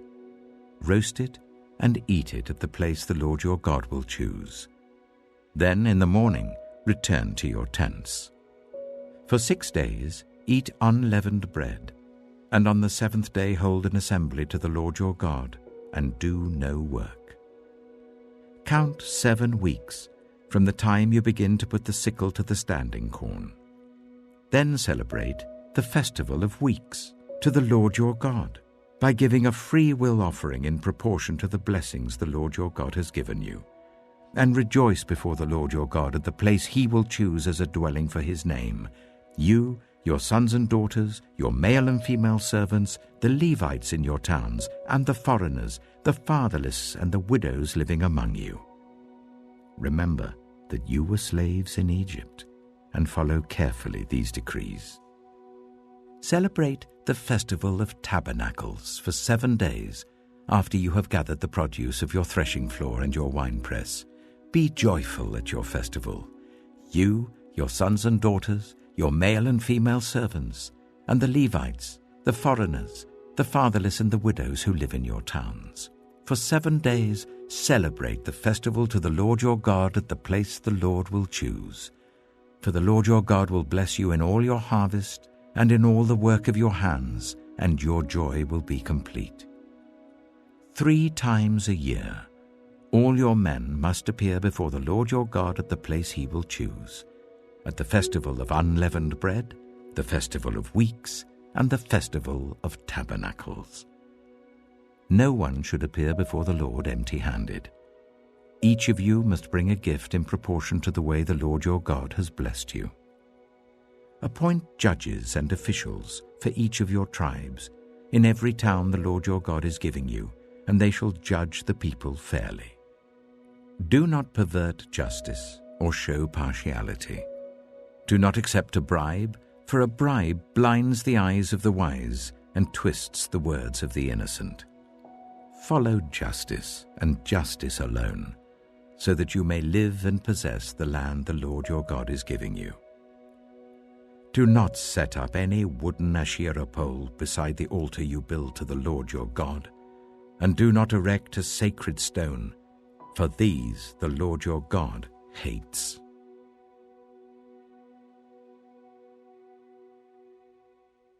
Deuteronomy chapter 17. Do not sacrifice to the Lord your God an ox or a sheep that has any defect or flaw in it, for that would be detestable to him. If a man or woman living among you in one of the towns the Lord gives you is found doing evil in the eyes of the Lord your God, in violation of his covenant, and contrary to my command, has worshipped other gods, bowing down to them, or to the sun, or the moon, or the stars in the sky, and this has been brought to your attention, then you must investigate it thoroughly. If it is true, and it has been proved that this detestable thing has been done in Israel, take the man or woman who has done this evil deed to your city gate and stone that person to death. On the testimony of 2 or 3 witnesses a person is to be put to death, but no one is to be put to death on the testimony of only 1 witness. The hands of the witnesses must be the first in putting that person to death, and then the hands of all the people. You must purge the evil from among you. If cases come before your courts that are too difficult for you to judge, whether bloodshed, lawsuits, or assaults, take them to the place the Lord your God will choose. Go to the Levitical priests and to the judge who is in office at that time. Inquire of them, and they will give you the verdict. You must act according to the decisions they give you at the place the Lord will choose. Be careful to do everything they instruct you to do. Act according to whatever they teach you and the decisions they give you. Do not turn aside from what they tell you to the right or to the left. Anyone who shows contempt for the judge or for the priest who stands ministering there to the Lord your God, is to be put to death. You must purge the evil from Israel. All the people will hear and be afraid, and will not be contemptuous again. When you enter the land the Lord your God is giving you, and have taken possession of it and settled in it, and you say, "Let us set a king over us like all the nations around us," be sure to appoint over you a king the Lord your God chooses. He must be from among your fellow Israelites. Do not place a foreigner over you, one who is not an Israelite. The king, moreover, must not acquire great numbers of horses for himself, or make the people return to Egypt to get more of them. For the Lord has told you, you are not to go back that way again. He must not take many wives, or his heart will be led astray. He must not accumulate large amounts of silver and gold. When he takes the throne of his kingdom, he is to write for himself on a scroll a copy of this law, taken from that of the Levitical priests. It is to be with him, and he is to read it all the days of his life, so that he may learn to revere the Lord his God and follow carefully all the words of this law and these decrees, and not consider himself better than his fellow Israelites, and turn from the law to the right or to the left. Then he and his descendants will reign a long time over his kingdom in Israel.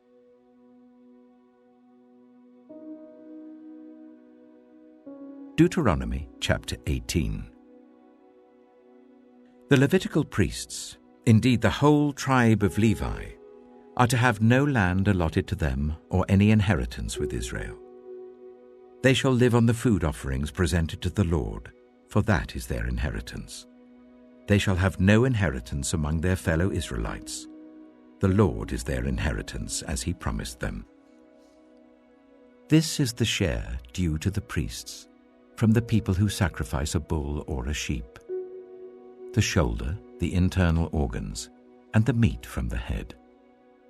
You are to give them the firstfruits of your corn, new wine, and olive oil, and the first wool from the shearing of your sheep. For the Lord your God has chosen them and their descendants out of all your tribes to stand and minister in the Lord's name always. If a Levite moves from one of your towns anywhere in Israel where he is living, and comes in all earnestness to the place the Lord will choose, he may minister in the name of the Lord his God like all his fellow Levites who serve there in the presence of the Lord. He is to share equally in their benefits, even though he has received money from the sale of family possessions. When you enter the land the Lord your God is giving you, do not learn to imitate the detestable ways of the nations there. Let no one be found among you who sacrifices their son or daughter in the fire, who practices divination or sorcery, interprets omens, engages in witchcraft, or casts spells, or who is a medium or spiritist, or who consults the dead. Anyone who does these things is detestable to the Lord. Because of these same detestable practices, the Lord your God will drive out those nations before you. You must be blameless before the Lord your God. The nations you will dispossess listen to those who practice sorcery or divination. But as for you, the Lord your God has not permitted you to do so. The Lord your God will raise up for you a prophet like me from among you, from your fellow Israelites. You must listen to him. For this is what you asked of the Lord your God at Horeb, on the day of the assembly, when you said, "Let us not hear the voice of the Lord our God, nor see this great fire any more, or we will die." The Lord God said to me, "What they say is good. I will raise up for them a prophet like you from among their fellow Israelites, and I will put my words in his mouth. He will tell them everything I command him. I myself will call to account anyone who does not listen to my words that the prophet speaks in my name. But a prophet who presumes to speak in my name anything I have not commanded, or a prophet who speaks in the name of other gods, is to be put to death." You may say to yourselves, "How can we know when a message has not been spoken by the Lord? If what a prophet proclaims in the name of the Lord does not take place or come true, that is a message the Lord has not spoken. That prophet has spoken presumptuously, so do not be alarmed."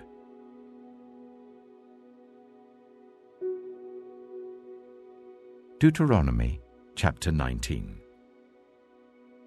When the Lord your God has destroyed the nations whose land he is giving you, and when you have driven them out and settled in their towns and houses, then set aside for yourselves 3 cities in the land the Lord your God is giving you to possess. Determine the distances involved, and divide into 3 parts the land the Lord your God is giving you as an inheritance, so that a person who kills someone may flee for refuge to one of these cities. This is the rule concerning anyone who kills a person and flees there for safety, anyone who kills a neighbor unintentionally, without malice aforethought.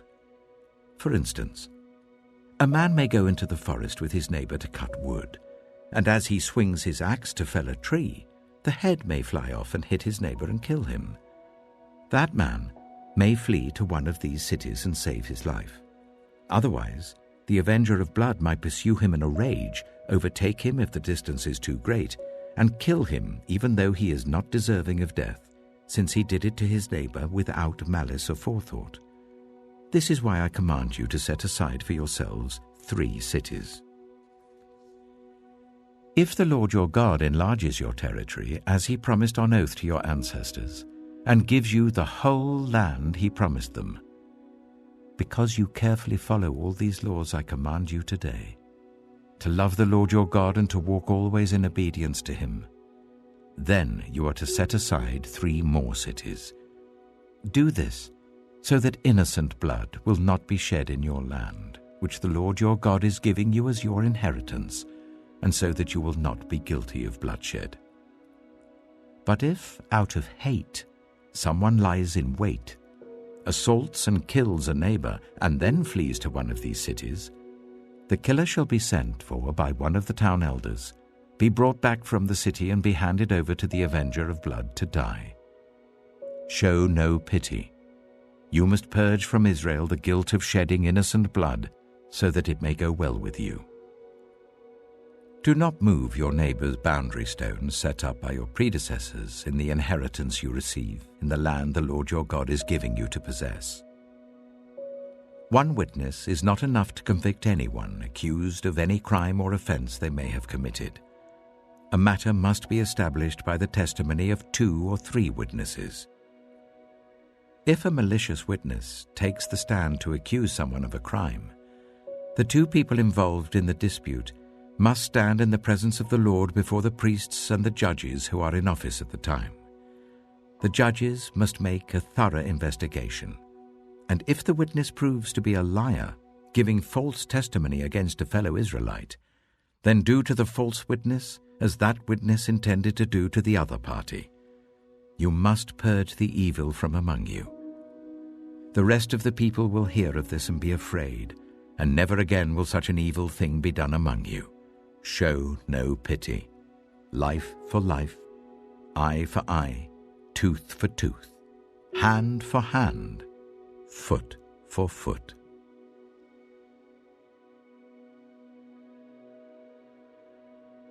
Deuteronomy chapter 20. When you go to war against your enemies, and see horses and chariots, and an army greater than yours, do not be afraid of them, because the Lord your God who brought you up out of Egypt will be with you. When you are about to go into battle, the priest shall come forward and address the army. He shall say, "Hear, Israel, today you are going into battle against your enemies. Do not be faint-hearted or afraid. Do not panic or be terrified by them. For the Lord your God is the one who goes with you to fight for you against your enemies, to give you victory." The officers shall say to the army, "Has anyone built a new house and not yet begun to live in it? Let him go home, or he may die in battle and someone else may begin to live in it." Has anyone planted a vineyard and not begun to enjoy it? Let him go home, or he may die in battle and someone else enjoy it. Has anyone become pledged to a woman and not married her? Let him go home, or he may die in battle and someone else marry her. Then the officers shall add, Is anyone afraid or faint-hearted? Let him go home, so that his fellow soldiers will not become disheartened too. When the officers have finished speaking to the army, they shall appoint commanders over it. When you march up to attack a city, make its people an offer of peace. If they accept and open their gates, all the people in it shall be subject to forced labor and shall work for you. If they refuse to make peace and they engage you in battle, lay siege to that city. When the Lord your God delivers it into your hand, put to the sword all the men in it. As for the women, the children, the livestock, and everything else in the city, you may take these as plunder for yourselves, and you may use the plunder the Lord your God gives you from your enemies. This is how you are to treat all the cities that are at a distance from you and do not belong to the nations nearby. However, in the cities of the nations the Lord your God is giving you as an inheritance, do not leave alive anything that breathes. Completely destroy them. The Hittites, Amorites, Canaanites, Perizzites, Hivites, and Jebusites, as the Lord your God has commanded you.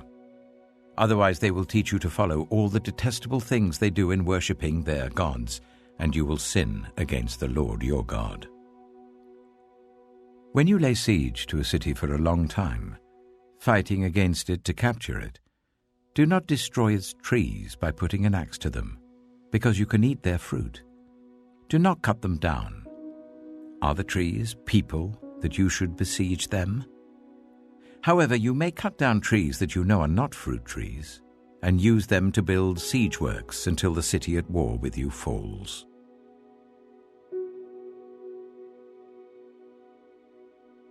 Deuteronomy chapter 21. If someone is found slain, lying in a field in the land the Lord your God is giving you to possess, and it is not known who the killer was, your elders and judges shall go out and measure the distance from the body to the neighboring towns. Then the elders of the town nearest the body shall take a heifer that has never been worked and has never worn a yoke, and lead it down to a valley that has not been ploughed or planted and where there is a flowing stream. There, in the valley, they are to break the heifer's neck.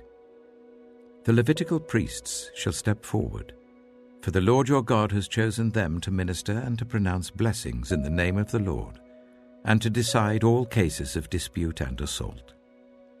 Then all the elders of the town nearest the body shall wash their hands over the heifer whose neck was broken in the valley, and they shall declare, Our hands did not shed this blood, nor did our eyes see it done.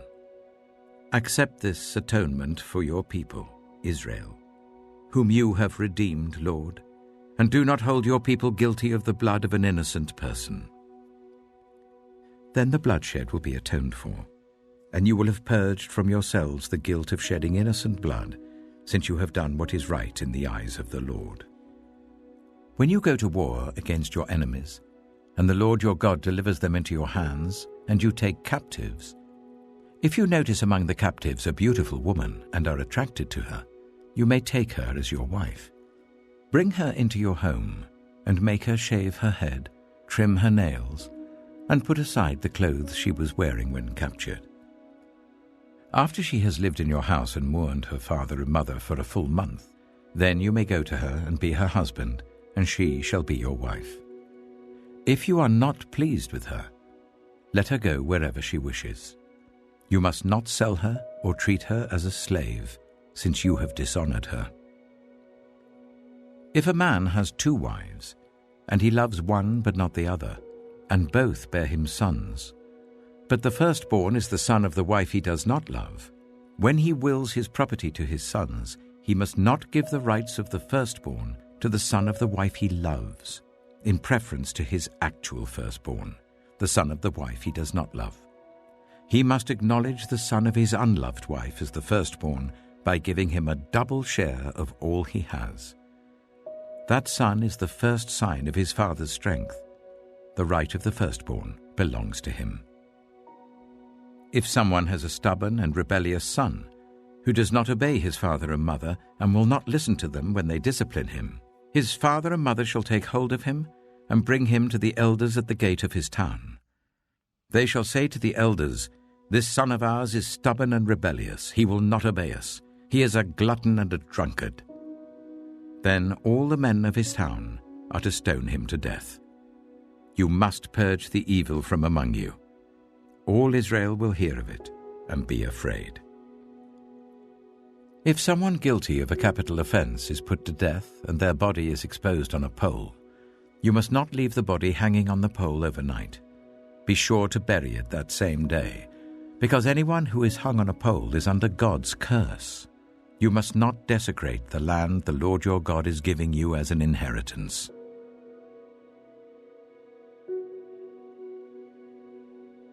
Deuteronomy chapter 22. If you see your fellow Israelite's ox or sheep straying, do not ignore it, but be sure to take it back to its owner.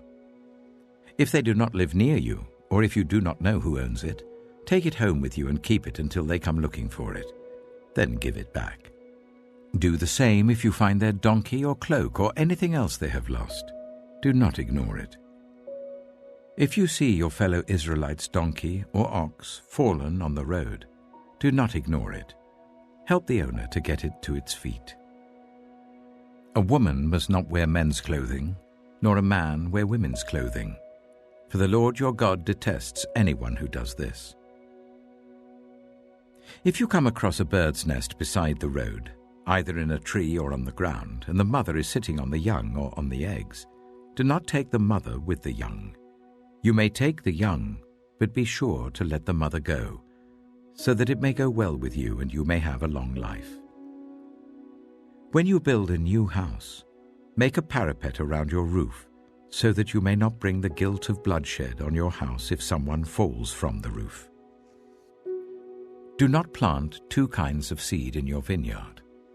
If you do, not only the crops you plant, but also the fruit of the vineyard will be defiled. Do not plow with an ox and a donkey yoked together.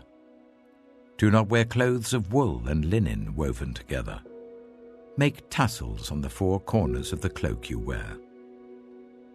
If a man takes a wife, and after sleeping with her dislikes her, and slanders her and gives her a bad name, saying, "I married this woman, but when I approached her, I did not find proof of her virginity," then the young woman's father and mother shall bring to the town elders at the gate proof that she was a virgin. Her father will say to the elders, "I gave my daughter in marriage to this man, but he dislikes her. Now he has slandered her and said, 'I did not find your daughter to be a virgin.' But here is the proof of my daughter's virginity." Then her parents shall display the cloth before the elders of the town, and the elders shall take the man and punish him. They shall fine him 100 shekels of silver and give them to the young woman's father, because this man has given an Israelite virgin a bad name. She shall continue to be his wife. He must not divorce her as long as he lives. If, however, the charge is true, and no proof of the young woman's virginity can be found, she shall be brought to the door of her father's house, and there the men of her town shall stone her to death. She has done an outrageous thing in Israel by being promiscuous while still in her father's house. You must purge the evil from among you. If a man is found sleeping with another man's wife, both the man who slept with her and the woman must die.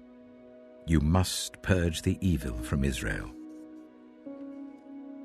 If a man happens to meet in a town a virgin pledged to be married and he sleeps with her, you shall take both of them to the gate of that town and stone them to death. The young woman because she was in a town and did not scream for help, and the man because he violated another man's wife. You must purge the evil from among you. But if out in the country a man happens to meet a young woman pledged to be married and rapes her, only the man who has done this shall die. do nothing to the woman. She has committed no sin deserving death. This case is like that of someone who attacks and murders a neighbor. For the man found the young woman out in the country, and though the betrothed woman screamed, there was no one to rescue her. If a man happens to meet a virgin who is not pledged to be married and rapes her and they are discovered, he shall pay her father 50 shekels of silver. He must marry the young woman, for he has violated her. He can never divorce her as long as he lives. A man is not to marry his father's wife. He must not dishonor his father's bed.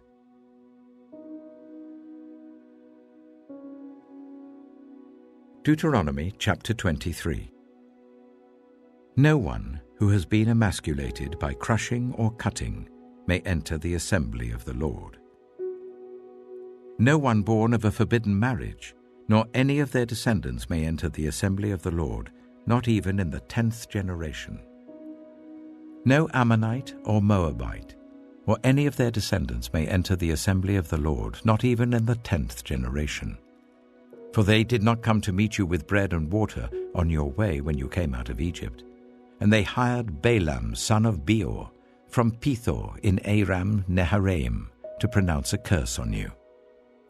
However, the Lord your God would not listen to Balaam, but turned the curse into a blessing for you, because the Lord your God loves you. Do not seek a treaty of friendship with them as long as you live. Do not despise an Edomite, for the Edomites are related to you. Do not despise an Egyptian, because you resided as foreigners in their country. The 3rd generation of children born to them may enter the assembly of the Lord.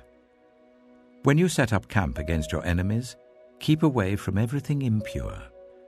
If one of your men is unclean because of a nocturnal emission, he is to go outside the camp and stay there. But as evening approaches, he is to wash himself, and at sunset he may return to the camp. Designate a place outside the camp where you can go to relieve yourself. As part of your equipment, have something to dig with, and when you relieve yourself, dig a hole and cover up your excrement. For the Lord your God moves about in your camp to protect you and to deliver your enemies to you. Your camp must be holy, so that he will not see among you anything indecent and turn away from you. If a slave has taken refuge with you, do not hand them over to their master. Let them live among you wherever they like and in whatever town they choose. Do not oppress them. No Israelite man or woman is to become a shrine prostitute. You must not bring the earnings of a female prostitute or of a male prostitute into the house of the Lord your God to pay any vow, because the Lord your God detests them both. Do not charge a fellow Israelite interest, whether on money or food or anything else that may earn interest. You may charge a foreigner interest, but not a fellow Israelite, so that the Lord your God may bless you in everything you put your hand to, in the land you are entering to possess. If you make a vow to the Lord your God, do not be slow to pay it, for the Lord your God will certainly demand it of you, and you will be guilty of sin. But if you refrain from making a vow, you will not be guilty. Whatever your lips utter, you must be sure to do, because you made your vow freely to the Lord your God with your own mouth. If you enter your neighbor's vineyard, you may eat all the grapes you want, but do not put any in your basket. If you enter your neighbor's cornfield, you may pick the ears with your hands, but you must not put a sickle to their standing corn.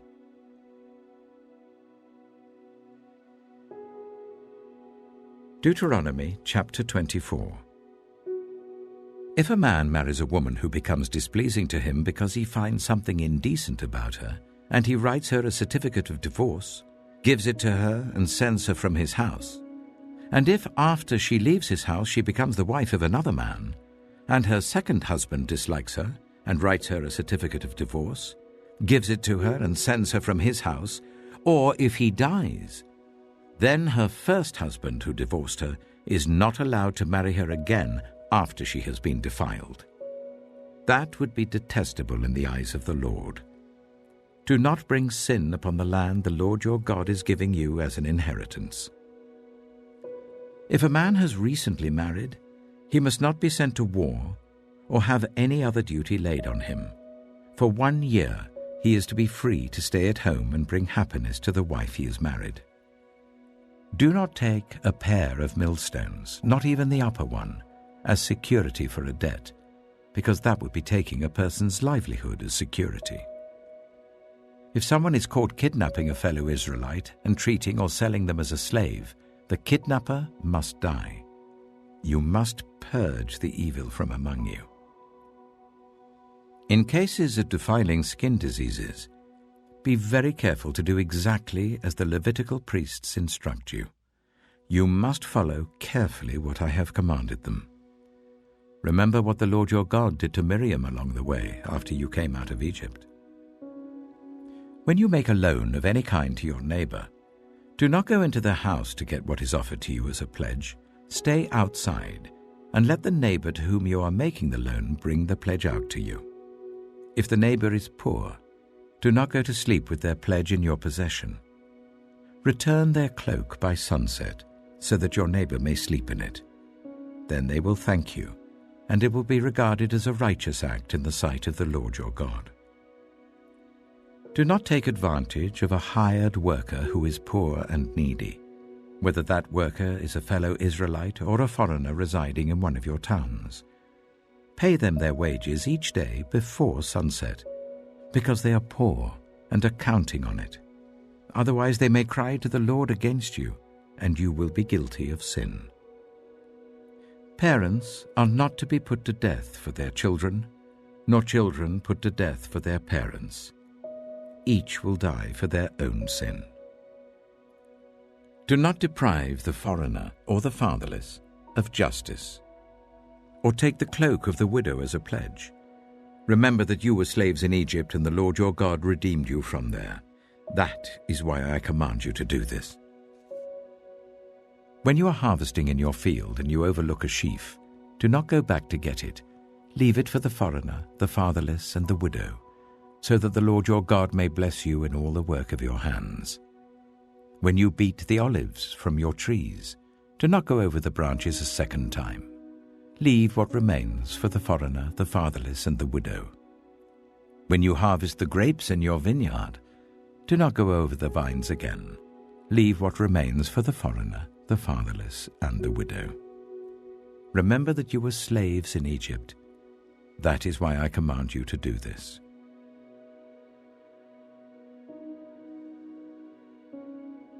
Deuteronomy chapter 25.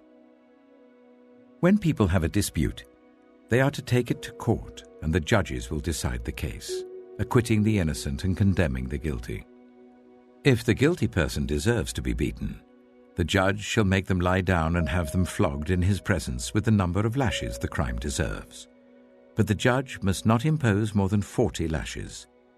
If the guilty party is flogged more than that, your fellow Israelite will be degraded in your eyes. Do not muzzle an ox while it is treading out the grain.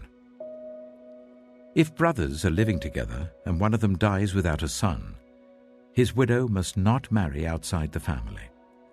Her husband's brother shall take her and marry her and fulfill the duty of a brother-in-law to her. The first son she bears shall carry on the name of the dead brother, so that his name will not be blotted out from Israel.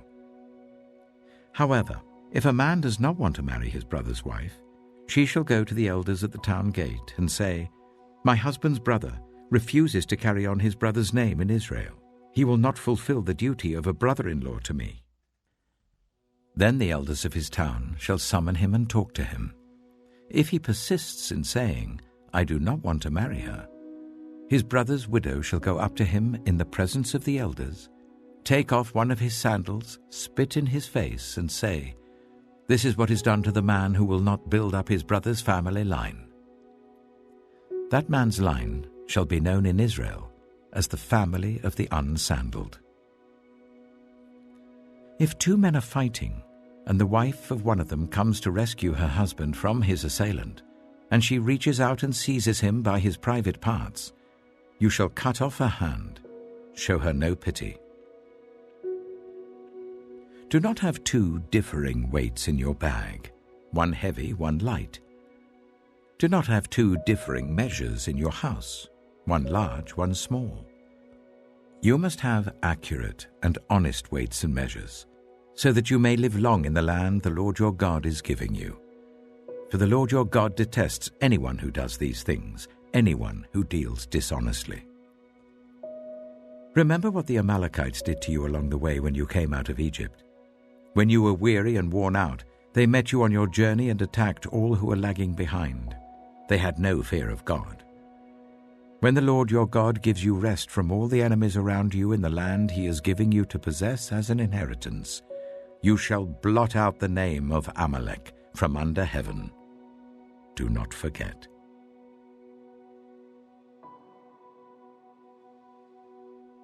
Deuteronomy chapter 26. When you have entered the land the Lord your God is giving you as an inheritance, and have taken possession of it and settled in it, take some of the firstfruits of all that you produce from the soil of the land that the Lord your God is giving you, and put them in a basket. Then go to the place that the Lord your God will choose as a dwelling for his name, and say to the priest in office at the time, I declare today to the Lord your God that I have come to the land the Lord swore to our ancestors to give us. The priest shall take the basket from your hands and set it down in front of the altar of the Lord your God. Then you shall declare before the Lord your God, My father was a wandering Aramean, and he went down into Egypt with a few people and lived there and became a great nation, powerful and numerous. But the Egyptians ill-treated us and made us suffer, subjecting us to harsh labor. Then we cried out to the Lord, the God of our ancestors, and the Lord heard our voice and saw our misery, toil, and oppression. So the Lord brought us out of Egypt with a mighty hand and an outstretched arm, with great terror and with signs and wonders. He brought us to this place and gave us this land, a land flowing with milk and honey, and now I bring the first fruits of the soil that you, Lord, have given me. Place the basket before the Lord your God and bow down before him. Then you and the Levites and the foreigners residing among you shall rejoice in all the good things the Lord your God has given to you and your household. When you have finished setting aside 1/10 of all your produce in the 3rd year, the year of the tithe, you shall give it to the Levite, the foreigner, the fatherless, and the widow, so that they may eat in your towns and be satisfied. Then say to the Lord your God, I have removed from my house the sacred portion, and have given it to the Levite, the foreigner, the fatherless, and the widow, according to all you commanded. I have not turned aside from your commands, nor have I forgotten any of them. I have not eaten any of the sacred portion while I was in mourning, nor have I removed any of it while I was unclean, nor have I offered any of it to the dead. I have obeyed the Lord my God. I have done everything you commanded me. Look down from heaven, your holy dwelling place, and bless your people Israel and the land you have given us as you promised on oath to our ancestors, a land flowing with milk and honey. The Lord your God commands you this day to follow these decrees and laws. Carefully observe them with all your heart and with all your soul. You have declared this day that the Lord is your God, and that you will walk in obedience to him, that you will keep his decrees, commands, and laws, that you will listen to him. And the Lord has declared this day that you are his people, his treasured possession, as he promised, and that you are to keep all his commands. He has declared that he will set you in praise, fame, and honor, high above all the nations he has made, and that you will be a people holy to the Lord your God, as he promised.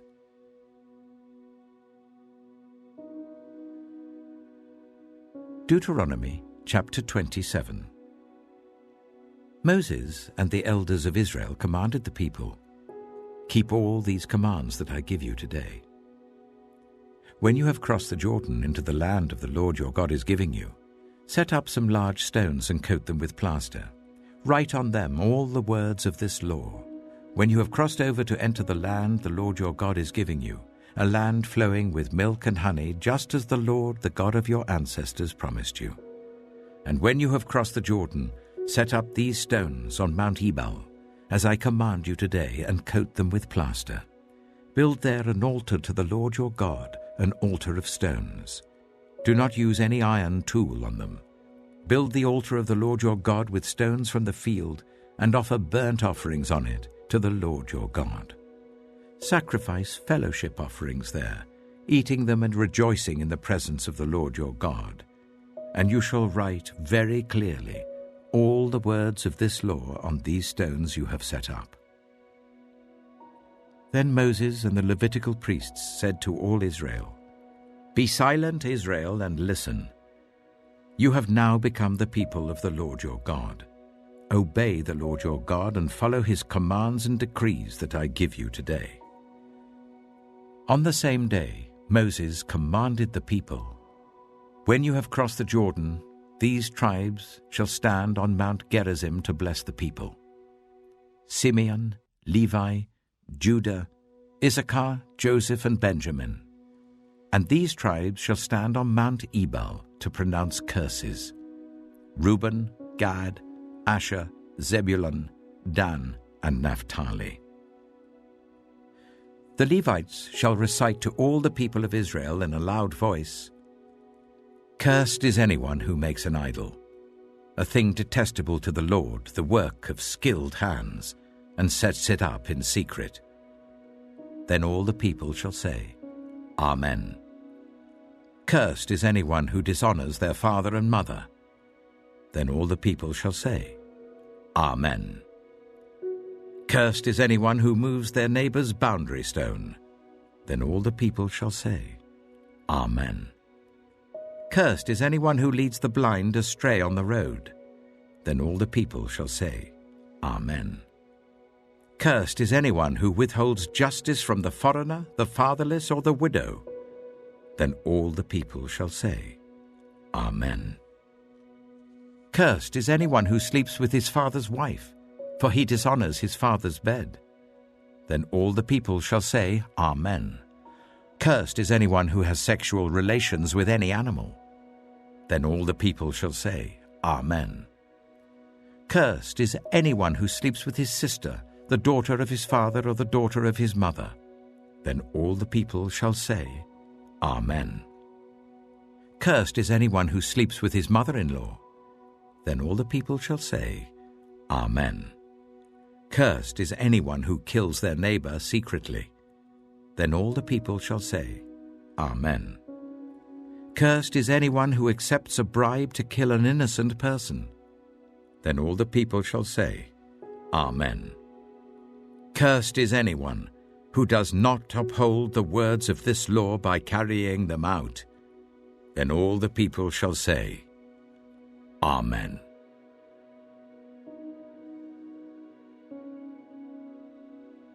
Deuteronomy chapter 28.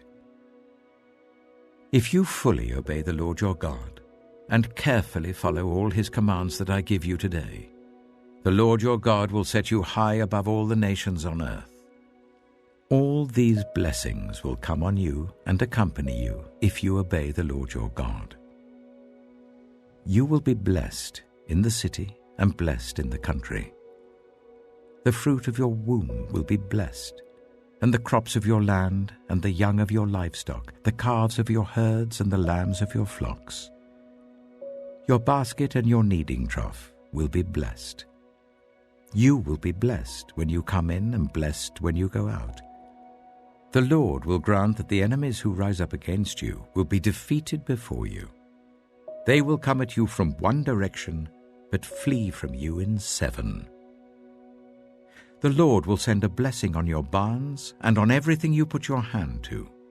The Lord your God will bless you in the land he is giving you. The Lord will establish you as his holy people, as he promised you on oath, if you keep the commands of the Lord your God and walk in obedience to him. Then all the peoples on earth will see that you are called by the name of the Lord, and they will fear you.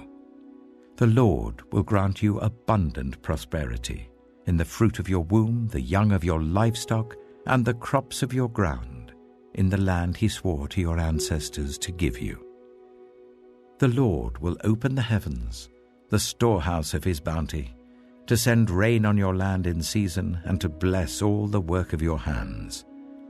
You will lend to many nations, but will borrow from none. The Lord will make you the head, not the tail. If you pay attention to the commands of the Lord your God that I give you this day, and carefully follow them, you will always be at the top, never at the bottom.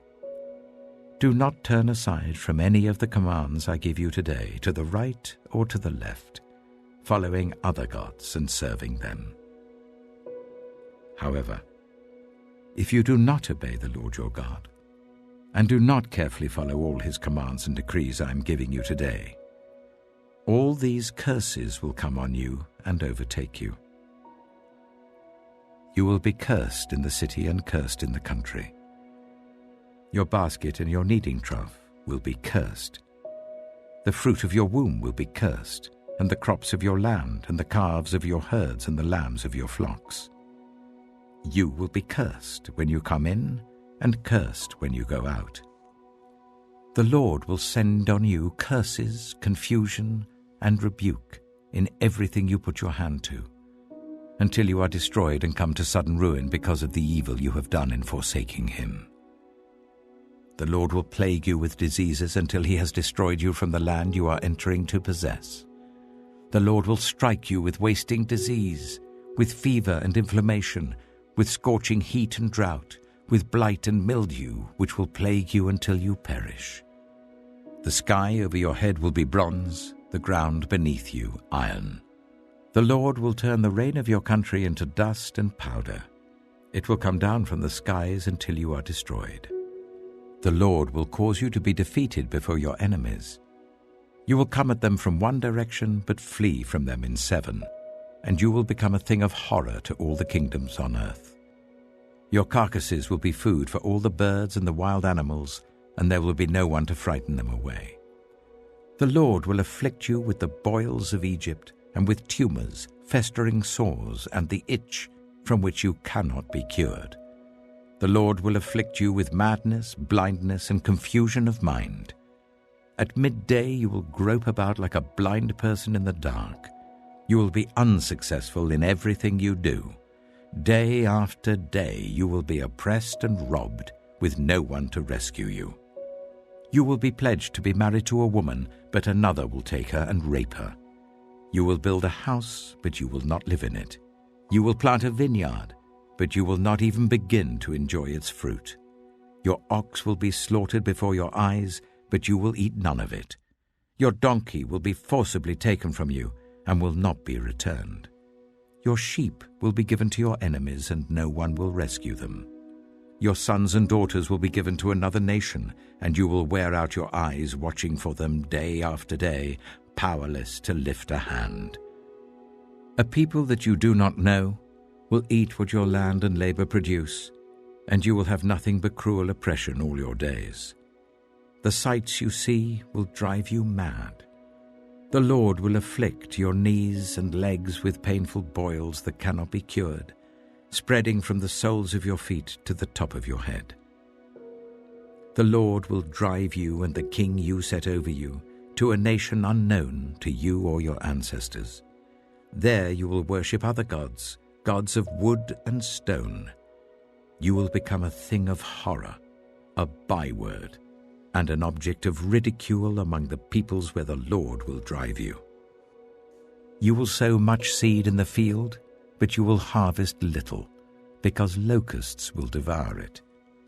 You will plant vineyards and cultivate them, but you will not drink the wine or gather the grapes, because worms will eat them. You will have olive trees throughout your country, but you will not use the oil, because the olives will drop off. You will have sons and daughters, but you will not keep them, because they will go into captivity. Swarms of locusts will take over all your trees and the crops of your land. The foreigners who reside among you will rise above you higher and higher, but you will sink lower and lower. They will lend to you, but you will not lend to them. They will be the head, but you will be the tail. All these curses will come on you.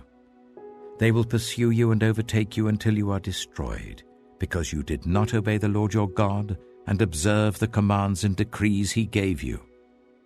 They will be a sign and a wonder to you and your descendants forever.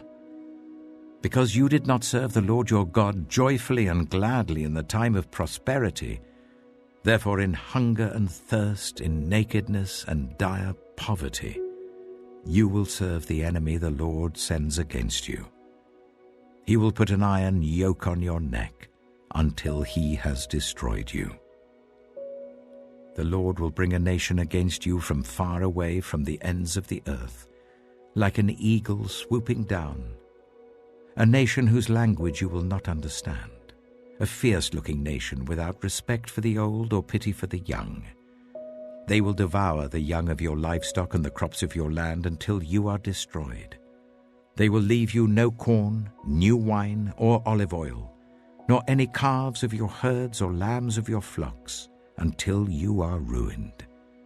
They will lay siege to all the cities throughout your land, until the high fortified walls in which you trust fall down.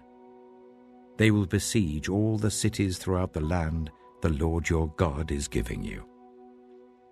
Because of the suffering your enemy will inflict on you during the siege, you will eat the fruit of the womb, the flesh of the sons and daughters the Lord your God has given you. Even the most gentle and sensitive man among you will have no compassion on his own brother, or the wife he loves, or his surviving children, and he will not give to one of them any of the flesh of his children that he is eating. It will be all he has left, because of the suffering that your enemy will inflict on you during the siege of all your cities. The most gentle and sensitive woman among you, so sensitive and gentle that she would not venture to touch the ground with the sole of her foot, will begrudge the husband she loves and her own son or daughter the afterbirth from her womb and the children she bears. For in her dire need she intends to eat them secretly, because of the suffering your enemy will inflict on you during the siege of your cities. If you do not carefully follow all the words of this law which are written in this book, and do not revere this glorious and awesome name, the Lord your God, the Lord will send fearful plagues on you and your descendants, harsh and prolonged disasters, and severe and lingering illnesses. He will bring on you all the diseases of Egypt that you dreaded, and they will cling to you. The Lord will also bring on you every kind of sickness and disaster not recorded in this book of the law until you are destroyed. You, who were as numerous as the stars in the sky, will be left but few in number, because you did not obey the Lord your God. Just as it pleased the Lord to make you prosper and increase in number, so it will please him to ruin and destroy you. You will be uprooted from the land you are entering to possess. Then the Lord will scatter you among all the nations, from one end of the earth to the other. There you will worship other gods, gods of wood and stone, which neither you nor your ancestors have known. Among those nations you will find no repose, no resting place for the sole of your foot. There the Lord will give you an anxious mind, eyes weary with longing, and a despairing heart. You will live in constant suspense, filled with dread both night and day, never sure of your life. In the morning you will say, "If only it were evening," and in the evening, "If only it were morning," because of the terror that will fill your hearts and the sights that your eyes will see. The Lord will send you back in ships to Egypt, on a journey I said you should never make again. There you will offer yourselves for sale to your enemies as male and female slaves, but no one will buy you.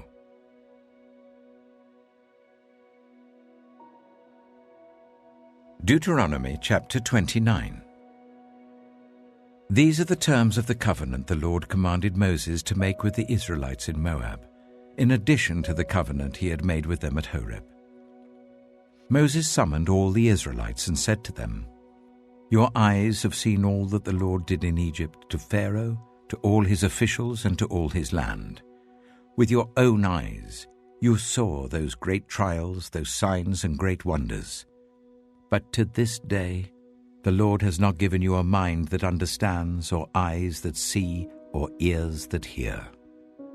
Yet the Lord says, during the 40 years that I led you through the wilderness, your clothes did not wear out, nor did the sandals on your feet. You ate no bread and drank no wine or other fermented drink. I did this so that you might know that I am the Lord your God. When you reached this place, Sihon, king of Heshbon, and Og, king of Bashan, came out to fight against us, but we defeated them. We took their land and gave it as an inheritance to the Reubenites, the Gadites, and the half-tribe of Manasseh. Carefully follow the terms of this covenant, so that you may prosper in everything you do. All of you are standing today in the presence of the Lord your God. Your leaders and chief men, your elders and officials, and all the other men of Israel, together with your children and your wives, and the foreigners living in your camps who chop your wood and carry your water. You are standing here in order to enter into a covenant with the Lord your God, a covenant the Lord is making with you this day and sealing with an oath, to confirm you this day as his people, that he may be your God as he promised you, and as he swore to your fathers, Abraham, Isaac, and Jacob. I am making this covenant with its oath, not only with you who are standing here with us today in the presence of the Lord our God, but also with those who are not here today. You yourselves know how we lived in Egypt, and how we passed through the countries on the way here. You saw among them their detestable images and idols of wood and stone, of silver and gold. Make sure there is no man or woman, clan or tribe among you today whose heart turns away from the Lord our God to go and worship the gods of those nations. Make sure there is no root among you that produces such bitter poison. When such a person hears the words of this oath, and they invoke a blessing on themselves, thinking, I will be safe, even though I persist in going my own way, they will bring disaster on the watered land as well as the dry. The Lord will never be willing to forgive them. His wrath and zeal will burn against them. All the curses written in this book will fall on them, and the Lord will blot out their names from under heaven. The Lord will single them out from all the tribes of Israel for disaster, according to all the curses of the covenant written in this book of the law. Your children who follow you in later generations, and foreigners who come from distant lands, will see the calamities that have fallen on the land and the diseases with which the Lord has afflicted it. The whole land will be a burning waste of salt and sulfur, nothing planted, nothing sprouting, no vegetation growing on it. It will be like the destruction of Sodom and Gomorrah, Admah and Zeboim, which the Lord overthrew in fierce anger. All the nations will ask, why has the Lord done this to this land? Why this fierce burning anger? And the answer will be, it is because this people abandoned the covenant of the Lord, the God of their ancestors, the covenant he made with them when he brought them out of Egypt. They went off and worshipped other gods and bowed down to them, gods they did not know, gods he had not given them. Therefore the Lord's anger burned against this land, so that he brought on it all the curses written in this book. In furious anger and in great wrath, the Lord uprooted them from their land and thrust them into another land, as it is now. The secret things belong to the Lord our God, but the things revealed belong to us and to our children forever, that we may follow all the words of this law.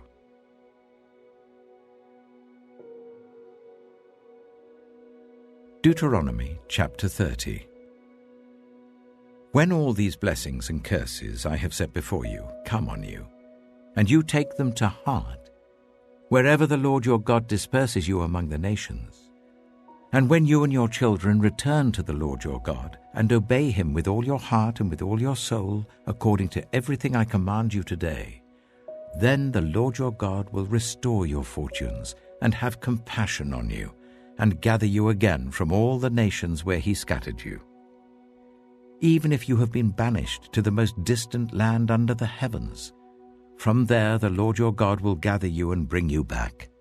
He will bring you to the land that belonged to your ancestors, and you will take possession of it.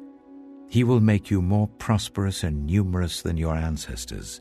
The Lord your God will circumcise your hearts and the hearts of your descendants, so that you may love him with all your heart and with all your soul and live. The Lord your God will put all these curses on your enemies who hate and persecute you. You will again obey the Lord and follow all his commands I am giving you today. Then the Lord your God will make you most prosperous in all the work of your hands and in the fruit of your womb, the young of your livestock and the crops of your land. The Lord will again delight in you and make you prosperous, just as he delighted in your ancestors. If you obey the Lord your God and keep his commands and decrees that are written in this book of the law, and turn it to the Lord your God with all your heart and with all your soul. Now what I am commanding you today is not too difficult for you or beyond your reach. It is not up in heaven so that you have to ask, who will ascend into heaven to get it and proclaim it to us so that we may obey it? Nor is it beyond the sea so that you have to ask, who will cross the sea to get it and proclaim it to us so that we may obey it? No, the word is very near you. It is in your mouth and in your heart, so that you may obey it. See, I set before you today life and prosperity, death and destruction. For I command you today to love the Lord your God, to walk in obedience to him and to keep his commands, decrees, and laws. Then you will live and increase, and the Lord your God will bless you in the land you are entering to possess. But if your heart turns away, and you are not obedient, and if you are drawn away to bow down to other gods and worship them, I declare to you this day that you will certainly be destroyed. You will not live long in the land you are crossing the Jordan to enter and possess. This day I call the heavens and the earth as witnesses against you that I have set before you life and death, blessings and curses. Now choose life, so that you and your children may live, and that you may love the Lord your God, listen to his voice, and hold fast to him.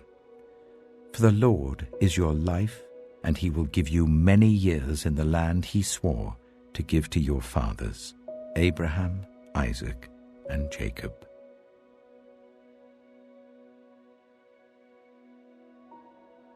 Deuteronomy chapter 31.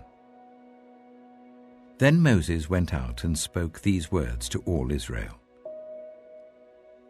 I am now 120 years old, and I am no longer able to lead you.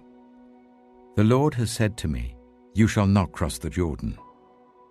The Lord your God himself will cross over ahead of you.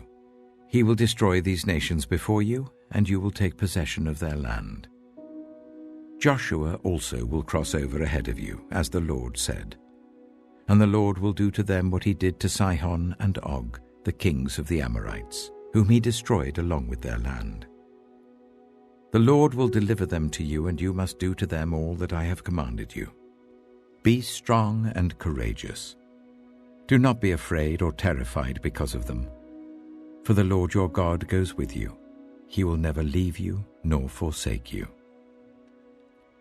Then Moses summoned Joshua and said to him in the presence of all Israel, Be strong and courageous, for you must go with this people into the land that the Lord swore to their ancestors to give them, and you must divide it among them as their inheritance.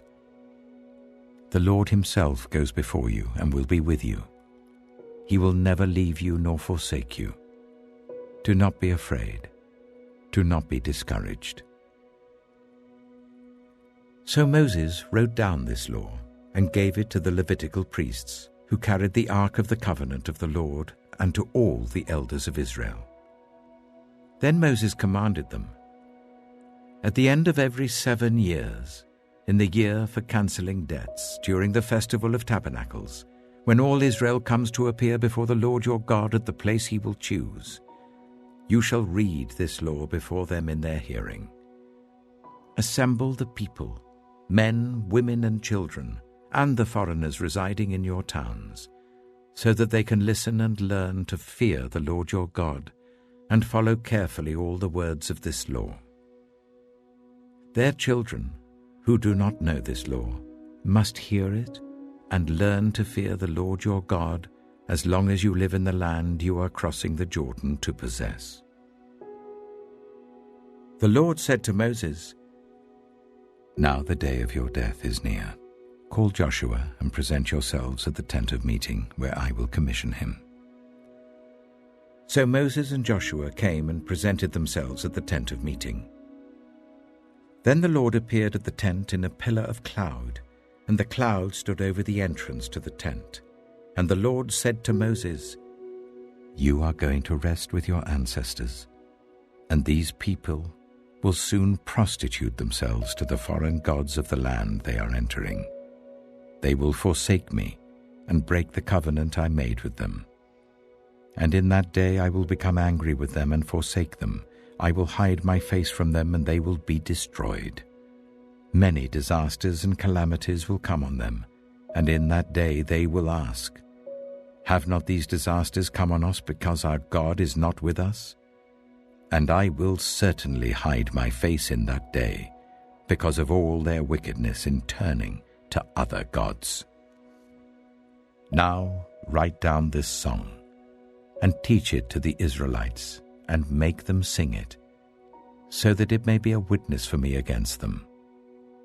When I have brought them into the land flowing with milk and honey, the land I promised on oath to their ancestors, and when they eat their fill and thrive, they will turn to other gods and worship them, rejecting me and breaking my covenant. And when many disasters and calamities come on them, this song will testify against them, because it will not be forgotten by their descendants. I know what they are disposed to do even before I bring them into the land I promised them on oath. So Moses wrote down this song that day and taught it to the Israelites. The Lord gave this command to Joshua son of Nun: "Be strong and courageous, for you will bring the Israelites into the land I promised them on oath, and I myself will be with you." After Moses finished writing in a book the words of this law from beginning to end, he gave this command to the Levites who carried the Ark of the Covenant of the Lord. "Take this book of the law and place it beside the Ark of the Covenant of the Lord your God. There it will remain as a witness against you. For I know how rebellious and stiff-necked you are. If you have been rebellious against the Lord while I am still alive and with you, how much more will you rebel after I die?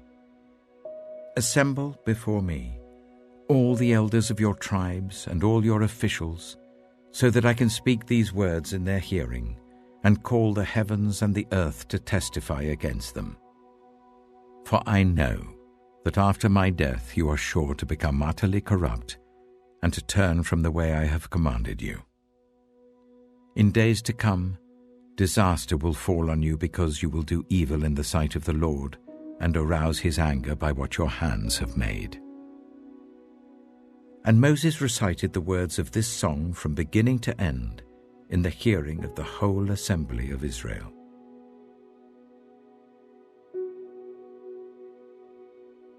Deuteronomy chapter 32. Listen, you heavens, and I will speak. Hear, you earth, the words of my mouth. Let my teaching fall like rain, and my words descend like dew, like showers on new grass, like abundant rain on tender plants. I will proclaim the name of the Lord. O praise the greatness of our God. He is the rock, his works are perfect, and all his ways are just. a faithful God who does no wrong, upright and just is he. They are corrupt and not his children. To their shame they are a warped and crooked generation. Is this the way you repay the Lord, you foolish and unwise people? Is he not your Father, your Creator, who made you and formed you? Remember the days of old. Consider the generations long past. Ask your father, and he will tell you, your elders, and they will explain to you. When the Most High gave the nations their inheritance, when he divided all mankind, he set up boundaries for the peoples according to the number of the sons of Israel. For the Lord's portion is his people, Jacob his allotted inheritance. In a desert land he found him, in a barren and howling waste. He shielded him and cared for him. He guarded him as the apple of his eye. Like an eagle that stirs up its nest and hovers over its young, that spread its wings to catch them and carries them on its pinions. The Lord alone led him, no foreign god was with him. He made him ride on the heights of the land, and fed him with the fruit of the fields. He nourished him with honey from the rock, and with oil from the flinty crag, with curds and milk from herds and flock, and with fattened lambs and goats, with choice rams of Bashan, and the finest grains of wheat. You drank the foaming blood of the grape. Jeshurun grew fat and kicked. Filled with food, they became heavy and sleek. They abandoned the God who made them and rejected the rock, their Savior. They made him jealous with their foreign gods and angered him with their detestable idols.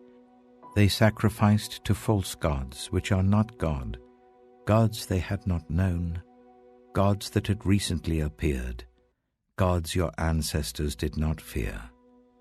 You deserted the rock who fathered you. You forgot the God who gave you birth.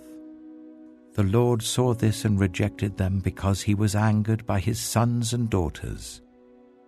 I will hide my face from them, he said, and see what their end will be. For they are a perverse generation, children who are unfaithful. They made me jealous by what is no God and angered me with their worthless idols. I will make them envious by those who are not a people. I will make them angry by a nation that has no understanding. For a fire will be kindled by my wrath, one that burns down to the realm of the dead below. It will devour the earth and its harvests, and set on fire the foundations of the mountains. I will heap calamities on them, and expend my arrows against them. I will send wasting famine against them, consuming pestilence and deadly plague. I will send against them the fangs of wild beasts, the venom of vipers that glide in the dust. In the street the sword will make them childless, in their homes terror will reign. The young men and young women will perish, the infants and those with gray hair. I said I would scatter them and erase their name from human memory, but I dreaded the taunt of the enemy lest the adversary misunderstand and say, our hand has triumphed, the Lord has not done all this.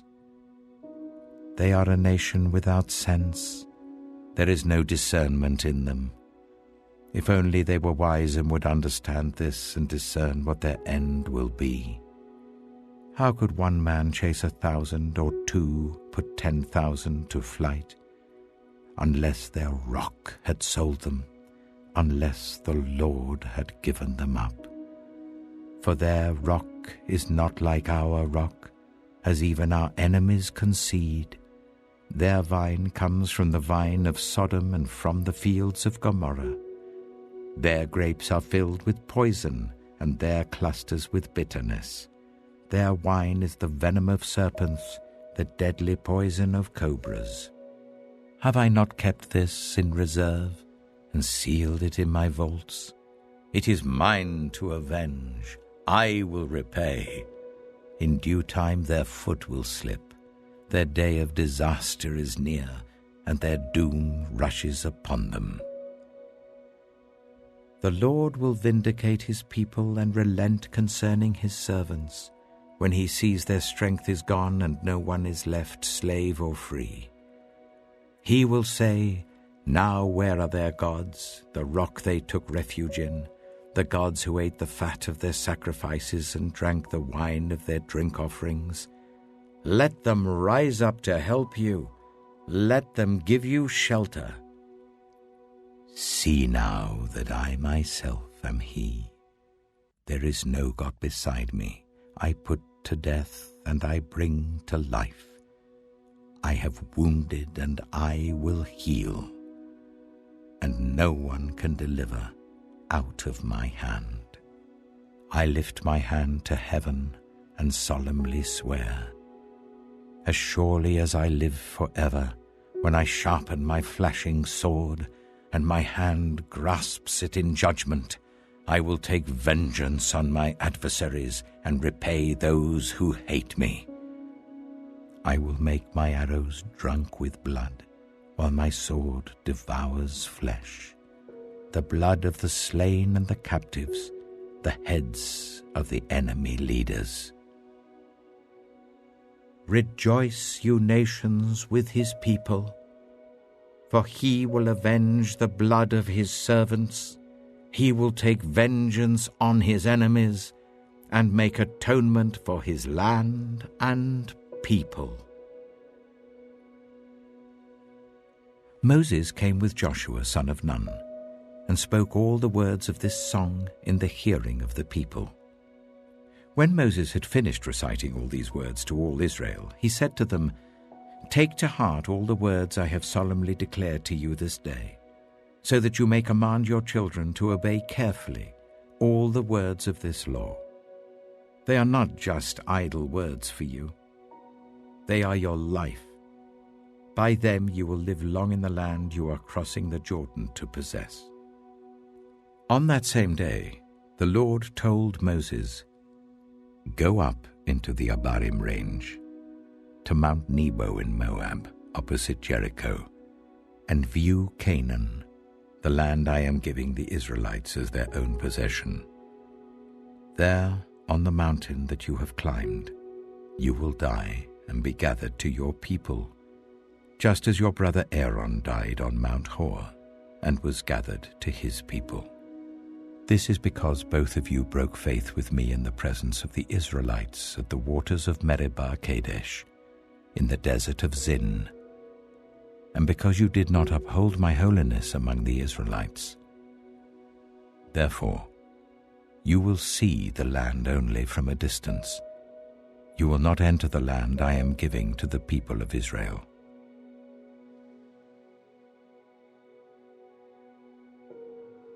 Deuteronomy chapter 33. This is the blessing that Moses, the man of God, pronounced on the Israelites before his death. He said, "The Lord came from Sinai and dawned over them from Seir. He shone forth from Mount Paran. He came with myriads of holy ones from the south, from his mountain slopes. Surely it is you who love the people. All the holy ones are in your hand. At your feet they all bow down and from you receive instruction, the law that Moses gave us, the possession of the assembly of Jacob. He was king over Jeshurun when the leaders of the people assembled along with the tribes of Israel. Let Reuben live and not die, nor his people be few." And this he said about Judah, "Hear, Lord, the cry of Judah. Bring him to his people. With his own hands he defends his cause. O be his help against his foes." About Levi he said, "Your Thummim and Urim belong to your faithful servant. You tested him at Massah. You contended with him at the waters of Meribah. He said of his father and mother, I have no regard for them.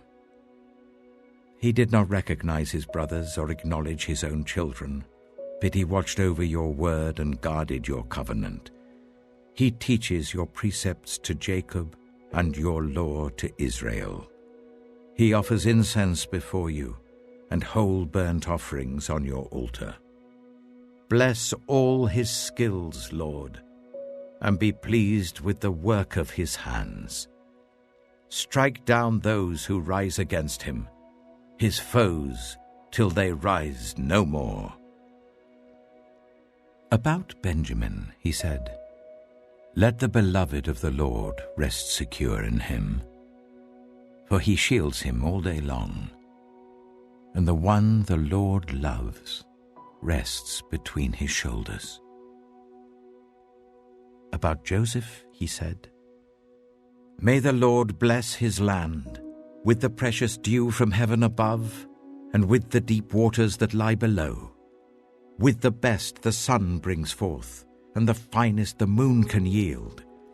With the choicest gifts of the ancient mountains, and the fruitfulness of the everlasting hills.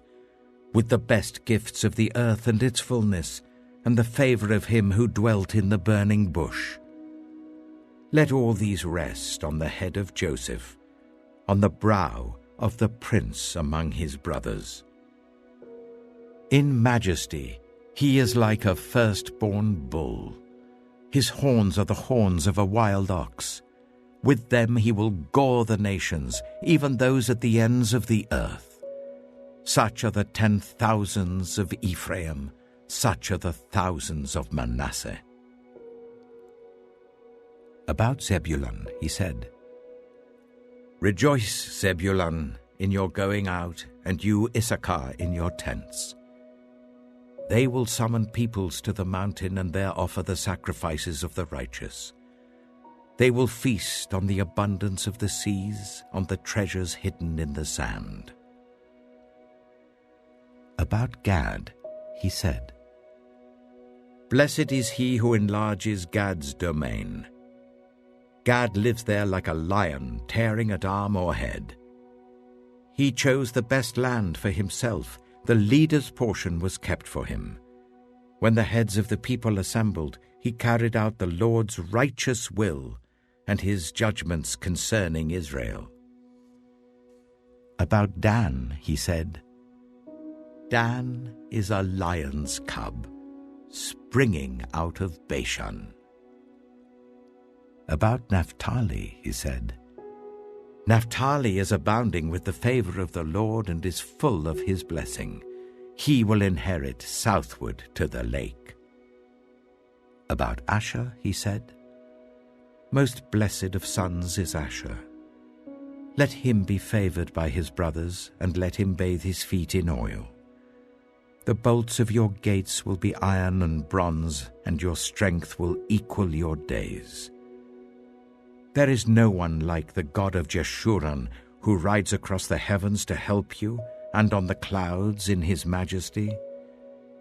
The eternal God is your refuge, and underneath are the everlasting arms. He will drive out your enemies before you, saying, destroy them. So Israel will live in safety. Jacob will dwell secure in a land of grain and new wine, where the heavens drop dew. Blessed are you, Israel. Who is like you, a people saved by the Lord? He is your shield and helper, and your glorious sword.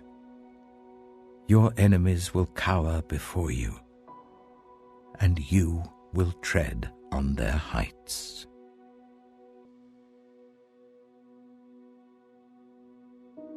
Deuteronomy chapter 34. Then Moses climbed Mount Nebo from the plains of Moab to the top of Pisgah opposite Jericho.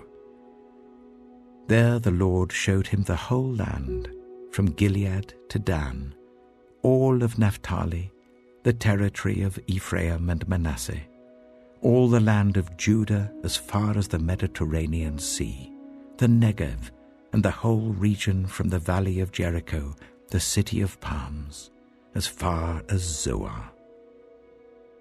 Then the Lord said to him, "This is the land I promised on oath to Abraham, Isaac, and Jacob, when I said, 'I will give it to your descendants.'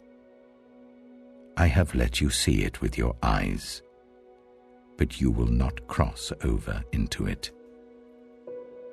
And Moses, the servant of the Lord, died there in Moab, as the Lord had said.